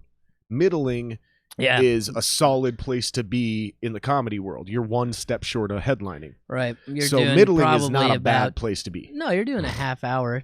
And if you're at that time. level, those guys are making $100,000 a year. That's how often they're working. Because if you're an LA comic and you're middling on tour, that means you're, in the music world, we say playing direct support to a Joe Rogan or a Bill Burr or a Dave Chappelle, or, I mean, you're making it. You're making money. And these guys are pulling in about $100,000 a year doing that. However, they have no residuals like musicians do, right? They have no passive income like somebody who owns a bunch of real estate does. Right. So COVID hit. Yeah. And they went from $100,000 a year to fucking nothing. Yep. And they owned their own business. So guess what? You don't get to go on fucking unemployment. You're a business owner. If they even did it right at all. Right. If not, they were fucking taking cash and cashing checks, maybe paying their agent. Yep. But now they also owe a bunch of taxes. That shit will catch up with them. So I think a lot of you guys struggle just to make it because a lot of comics just don't do a good... You got to go to the bathroom? Yeah. Go ahead. I'll keep going. Yeah, I think a lot of comics struggle because they don't run their business. They don't look at it as a business. And I think that's the same reason... if you want to go... by the way, Randy, so you can either go right in that sink, right in that room... Or you can go all the way upstairs, and there's a bathroom. Kate should be up there. She'll tell you where the bathroom is. It's whatever, dude. But a lot of comics struggle for the same exact reason a lot of musicians struggle. And really, let's be honest, man. This transcends music. This transcends comedy. Athletes go bankrupt. Business owners go under. Because you do one of two things. You either think you hit some success and you think this is going to be forever. This is forever. I'm making, like these comics I hear about, making $100,000. They think this is going to go on forever. They weren't ready for any economic fallout, so they never saved any money. They never worried about tomorrow or next year. Musicians, oftentimes the same thing. Business owners kind of do the same thing. They start killing it. You got a restaurant, you fucking sell widgets, whatever it is that you're doing. And all of a sudden you're saying this is forever. Except for when it's not. And comics, in this scenario that we're talking about right now, they just don't have any residuals because they don't sell music. They don't get royalties per play, right? That's why a lot of those comics try to get into acting and do movies. Because if they do movies, then they get those residuals, right? So comics try to build their portfolio and make money doing slightly different things, but really none of that really matters, because what I'm really getting at is literally just managing and saving the money. That's really what I'm getting at. So you just have a basic safety net if you're a comic and all of a sudden, boom, you're not touring. Well, you still got a little money saved up because you made $100,000 a year, but you only spent 40. Right. So now you can last 2 years and not die. You know, you don't have to worry about trying to go to Walmart because those guys are having a hard time. Do me a little favor. Just pull that curtain right behind you. Yep. There you go. That'll work. That's good enough. This is something a lot of people aren't thinking of. If you're a touring comic and you're like doing well, right, and you hit COVID and you got to go try to get a job at Target or Walmart or whatever right now, good fucking luck. Right. You know why? Because if I'm that manager and I see your application, especially if I recognize you because I'm a comedy fan, if I'm a responsible manager and I'm actually trying to fucking run a real business, I'm not fucking hiring you because you're going to be gone in 3 to 6 months once shit opens back up. You're going to be a comedian again. Right. It's not worth it to hire you. I'm going to hire the guy with 3 fucking kids who that his job is going to be eliminated. So even when shit opens up, he's not going anywhere. Right. He's going to work his way up, and he's going to take my job. He's going to work his ass off so good, I get a promotion. I'm still going to be his boss, but he's now my fucking job. Right. That's the way the world works. Yep. And then same thing, like when it comes to these fucking restaurants or you're selling widgets or whatever, like understand you're doing that now. And it may not be like that forever. So when you're running a business like that, where you're like expanding and you're buying capital and you're hiring new people, make sure you don't expand too fast. That's what I'm getting at on that side of things is if you expand too fast, you won't have the income from a customer base because the customer base isn't expanding as fast as you are. Right. And then all of a sudden COVID hits and you just double. Let's say you own a bar, right? Okay. You own this bar and you're killing it in this bar. So this place here next door opens up, right? This one opens up and you go, well, you know, we're not really ready to do that yet, but there's such a sweet deal. We can't pass it up. That's fine. Mm-hmm. But as soon as you open that up, you're now responsible for the rent on that. Boom, COVID hits. Now you're only allowed to fill these up to 50% capacity. Right. Well, you're allowed to just fill basically this one. Right. But at 50% and now this one at 50%. Fine, okay. But now you got double the expense and you're only generating revenue for this. Yeah. Now fucking Minnesota has a tiny little surge and Mayor Frey comes in, Minneapolis specifically, Mayor Frey comes back in and goes, guess what, guys? All indoor bars are shut back down. All of them are shut back down starting tomorrow on August 1st. So now guess what? No more people in this room. No more people in this room. You get your parking lot. That's where you can serve people now. Wow. Yeah. How are you going to fucking keep that business alive? You can't. You're not. Now, part of that isn't your fault because COVID, but the other part is you did actually expand a little too fast and you didn't have enough in your fucking savings account, just like a comic, just like a musician, to go, hey, I can survive for a year and a half, 2 years without the right amount of income and still be able to keep what I got going. Right. Musicians are a little luckier because the whole thing is about residuals. You write a song, you put it out there, like, it is what it is. But comedians, unless you have a special up, unless you've already established, or you became yourself. an actor, right? Maybe you got a little bit part in a comedy movie or TV show or something. Yep. But even then, your currency, other than acting, other than having a special out there, again, I write one fucking album. I write one album, I could tour on that album for 2 fucking years. And then even if I write another one and another one and another one, 10 years from now, that first album is still part of my library. Right. Maybe I only play 1 or 2 songs now, but it's still there. Yeah. But as a comedian, you're fucked. Yeah. As soon as a joke hits and you record it and put it out, as soon as it hits record, it's dead. You retire that joke, you got to write new material. Yeah. That's, again, so going back to where we started with this, it's got to be harder being a comedian. Yeah. There's less things that can go wrong, but I think the amount of material, it's like a podcast, like what I'm doing here. Right. Like if I want to stay on YouTube and be monetized, I need to maintain 4,000 watch hours per year. Right. Not just get to it. No, yeah, it has to be. You know? Yeah. And so if I'm going to put out enough podcasts and then retire and still make money off these, that means my library has to be so big, so deep, that even 10 years from now, people are still watching enough of my episodes to where I'm maintaining that and still get my residuals. Right. So comedy is closer to podcasting than it is to music. Right. It just kind of is what it is. But that's it's just another business, and that's what I'm really getting at. Is like I think a lot of you guys struggle because you're like. So in the music industry, I categorize people into 2 things. You're either a rock star or you're a musician. A rock star is somebody who's all about the party, about the fame, about getting puss, the whole 9 yards, right? Right? You know what I'm talking about. Yep. It's an image. Yep. And then there's the musicians. Those guys might still do all that shit, but that's not their motivations. Their motivation is like, I want to make music, I want to make money, I want to tour, I want to feed my family, I want to do this, I want to do that. Right. they're looking at it with drive and ambition, and some of them have a plan and like foresight. Not all of them, but you know. Right. I think you guys are rock stars. Most of you are rock stars, because I think there's a lot of talented comedians that just don't pop. You guys just don't make it at all. Yeah, there is a lot of that, and it's just, I don't know. Why do you think a lot of comedians struggle? And not just because we're in Minneapolis, because a lot of people pop out of Minneapolis. There's a lot of guys out of comedians everywhere, out of places you wouldn't even, like Madison, Wisconsin, and. So why do you think a lot of comedians struggle? I don't know.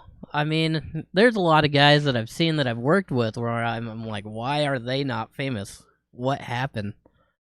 And I don't have an answer. I don't know what they did wrong, if they were just never at the right place at the right time, or if they're just not somebody that anyone's looking for, like their style. Yeah. I wonder if it's like just the who you know thing. I feel like a lot of it could be that. There's also and I've heard this and it sounds super shitty, but I really do get it. Like a lot of comedy talent scouts and people that are looking for new talent. Yeah. Have literally said, like, we've got enough straight white guys. And that sounds borderline racist. Right. Like, if I'm funny, and it's like, yeah, but here's the thing is, like, there's a lot of really funny straight white guys. So I get it. Like, you're thinking meritocracy. Like, you're so fucking funny, Randy. You deserve to be up there because you're funnier than all of these guys. True. However, there's literally also another million Randys that are another funny straight white guy. Right. So this guy who maybe you're a 10 out of a 10 as a random straight white comedian, and this other guy's only a 9 out of a 10, but we don't have anything like this. Right. So we're gonna, he might become a 10 out of a 10 within 6 months of this opportunity. Yeah. I could pull any other white guy out of this. So you might still get your chance because you still deserve it, but there's nothing unique about you. You're just another white dude. I got a million of you. You're all on rotation. You're all going to get your shot. You're all going to get your shot eventually.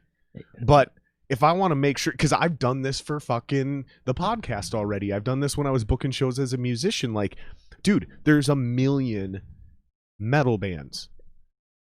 Like, you definitely deserve to be on the show, but I'm not booking 3 metal bands and then my rock band. Right. No. There's going to be 1 metal band. Yep. And there's a million of you. So when you say, yeah, dude, but we're really good. Like, you're right. You are really good. Also, but so is this band that's currently on the bill. And so is this other band that's going to be on next month's bill. Right. And the bill after that. And the bill after. Like, dude, you're like 89th on the list. Right. Eventually, I'll get to you and you'll play a show. Yep. Yeah, but that's how it is a comedy, exactly. Yeah, and like for the music thing again, like you might be, maybe you're not the best band in the world, but you're doing just something completely bizarre. Yeah. And you draw people. Like, I know if I book this band, they'll bring 200 to 300 people. Right. You bring 200 to 300 people, but it's also the same 200 to 300 people my band brings. You give me nothing by coming onto this bill. Right. I'm going to book this other band that maybe you're right, they're not as good as you, but they're going to double the size of the crowd. And that now we're going to, because this is a business we're running here. Right. You know, and where are we doing this? Usually at bars or nightclubs. What is their business? Selling booze. Yep. How do you sell more booze? Get more people there. Right. It really is this simple. Because, again, even as a comic, you're not the only one trying to be up there being successful, making money. There's a lot of people depending on you to do your shit. Right. So, like, that's why I asked, why do you think? Because I can give you a billion reasons why bands don't make it. Some of them just don't know how to promote. I think, well, promoting, that's what I don't do very well. That entire business side of that. And that's probably, I mean, a lot of it. Also, though, doing one-nighters your entire career. And these conversations, these points aren't about Randy, actually. I said Randy, but I was just using you as the proverbial random white guy in the comedic world, industry, so to speak. You know what I'm saying? Yeah. I'm not attacking you. Oh, no. Not at all. But I think doing one-nighters, you know, just traveling for the entire year, you're making money, but you're being seen. but not specifically by who you'd want to be. You know what I mean? Sort of. So I mean, like, you might be better off not even really traveling and just doing like one city. If you live in Minneapolis or Chicago, like a bigger city, you might have better odds of having a day job and making it, because I don't know, man, because your jokes might pop in Minneapolis or Chicago, you know, that's and then another and thing. then Yeah. and then you're not actually good. You just created a bunch of locally relevant jokes, you know, a bunch of a glorified inside joke, a full set of them. if you're just doing jokes about your city or whatever. But that probably is still a great way to at least get started, because that's also mirrors the industry in music. Is you get popular, or at least try to get popular in your town, Right. and then start playing a little farther out. Yeah. With each show, and as you expand that, people start hearing about you. But there's a million ways to accomplish that. Right. Some guys are in a band from Minneapolis and they can't tour the Midwest to save their fucking life, so they go to the East Coast and the West Coast, and they blow up in those two spots, and then all of a sudden they're already selling out crowds in the Midwest. Right. A lot of bands can't even get their foot in the door on the East Coast or West Coast, so they start touring and organically building a fan base in the Midwest, until in the Midwest there's this fucking vibe and this pulse, Right. and then all of a sudden the East or West Coast comes knocking. Yep. But it's a game, or, you know, it's a business, obviously, but it really is a game. You got to figure out how to play it. That's like, yeah. What's your deal, and how can you get more people into your shit? Get your social media tight. Get your fucking, figure out a way to, when you get out to those shows, to be able to like leave a mark, so next time you show up in that town, they remember you. Right. How do you do that? Like, there's a million strategies. You copy Kevin Hart. Well, what did he do? But what did he physically do? Did he get an email list going? Did he start contacting people? Like, that's exactly what he did. Well, there you go. So yeah, is this what most comedians aren't doing? Because now I feel like is what you do is you start doing something, you start a social media page, and then every time you do something, you tell people to follow you. That's not good enough, because that's literally what everyone's doing. Right. There's nothing special about that. It's like Kevin, at the end of the video going, hit like, subscribe, and hit the bell. Like, everybody says that. Right. It's like saying you call my voicemail and leave a message after the beep. You didn't have to fucking tell me to do that. I already do. Right. It's standard, right? Yeah. Do you even hear when somebody says, "Oh, you reached so and so, leave a message at the end of the beep"? No. Do you even hear the last part? I don't. No, you never do. So, like, subscribe, and hit the bell. I don't hear that. So you get off stage as a comedian or musician. Hey, hit us up on Facebook. .com. Yeah. Like what? And say here. Nobody is listening by then. So I don't know. I think you just have to. You have to be different enough, which still isn't even enough. And it's weird too. I think it's 90% luck. And it's weird because unless you're like a big time headliner, you guys don't get to do like banners and scrims. We used to do that in the music industry. So even if you're like the opening band, you'd build some PVC frames that stood on something, and then you'd fucking put them in front of your amps with your band's logo on it or your album artwork, and then you'd buy another banner and you'd fucking hang it up, you know, and it's 8 feet long and 2.5 feet, 3 feet tall, and it says your band name across it. And you did that because not only does it look cool, but you did it because when people are impressed with your band name, they don't have to listen. What was their band name? It's staring them in the face for 45 minutes. And that's an opening band, you're still playing for 45 minutes, right? And then same thing, your logo or your album artwork is posted there, burning itself into their eyeballs for 45 fucking minutes. Even as the opening band, you're allowed to do this. There's nothing uncouth. There's no culture in the music industry of upstaging you, right? So people are like, wow, fucking opening band's got their shit together tonight, man. Hopefully this means it's going to be a good show. Sometimes it's not. Sometimes the next two bands suck and it's not even worth being there until the fucking headlining band comes on. But my point is they went out of their way to make an impression. So worst case scenario, if you dig them and you look them up, you'll recognize the name, the logo, the actual logo, or like the artwork. You'll see some sort of image to where when you're trying to find that band, that's the one. Boom, follow. Yep. So they've done something. Email lists. Fucking go, hey, you get a free download if you sign up to our email list. Well, now you got a free song. That's promo. But more importantly, I got your email address. Right. So now I can turn around and email you directly next time I'm in town. I don't need to worry about social media blocking me because you didn't engage with my posts enough, and now I'm just not coming up on your. You see what I'm saying? We just had that talk, yeah. You see what I'm saying though? Like Yep. this is a real. This is how it works. So you got to start thinking about these things. That's Not what you, again, not you specifically, but Well, like I do, any though. of us, Yeah. any of us trying to do anything creatively. I think And this advice is pre-COVID. I think it's even more important now if you're trying to start out. For me, my podcast, if you want to start your own landscaping business, or fucking you're like, you know what, post-COVID, I'm going to come out hitting fucking hard on the fucking comedy scene. Okay, but make sure you got your bucket that can hold water. Don't go out there with a colander like, I'm going to do all these shows, because you've already got some experience. You do Right. enough fucking shows and you don't have enough way to communicate and retain and keep those fans engaged. Yeah. It's worthless. We experience that on the music scene all the time. You play in front of 10,000 people because you literally won a local battle of the bands. Mhm. They put you on a fucking 93X Fest. There's 10, Yeah. 20, 30,000 people there. Even though you're playing during the day, there's still 10, 15,000 people. You play in front of them. Not one fucking person knows how to get to your band.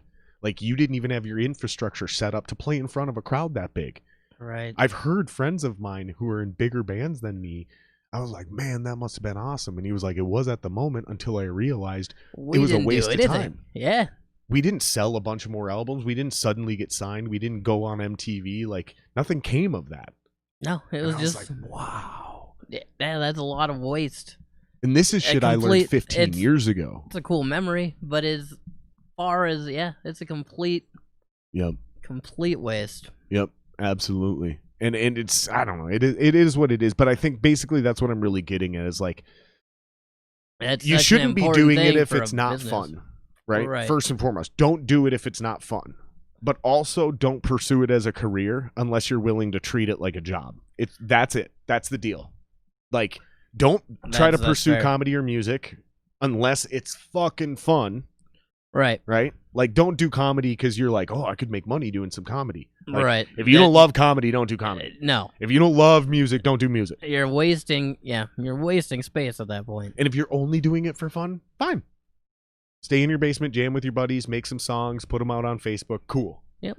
But do not try to convince yourself you're trying to be successful and be in a band, right? I'm going to be a comedian, and then not run it like a business. Because if you don't run it like a business, you're gonna fucking fail. Right. All right, man. We've been running for a little over 2 hours. You ready to wrap her up? Yeah. You want to hang out a little bit afterwards? Yeah. All right, man. I'll Let's cue do up it. the intro. Hopefully this went well, guys. Before we end it up, where can people follow you on social media if they want to check you out post-COVID? Twitter, Instagram, Facebook. It's all Randy Ankarlo. Spell it for him. It's Ankarlo. Randy is Randy, correct? Correct. Good, because that's what I put on the graphic that I put at the very beginning of the fucking thing. Yeah, and if you guys like my shit, same thing. You can follow me. Everything's Jared Singer Live at Twitter, Facebook, Instagram, whole deal. Jared Singer Live. And yeah, if you guys like this video, if you like any of my content, I can't believe I'm going to say this out loud. Like, subscribe, Follow. and hit the bell so you know when the next one's coming out, guys. Thank you. I hope the video wasn't too choppy. I won't know until I upload it, and then might get taken down. I apologize if it's irritating because we lost our frame rate. We're new at this, getting a little better, but thanks, guys. I hope you had fun, man. Did you have fun? I had fun. I had a fucking blast, dude. Let's do was this great. again, dude. Yeah, let's do it this again for sure.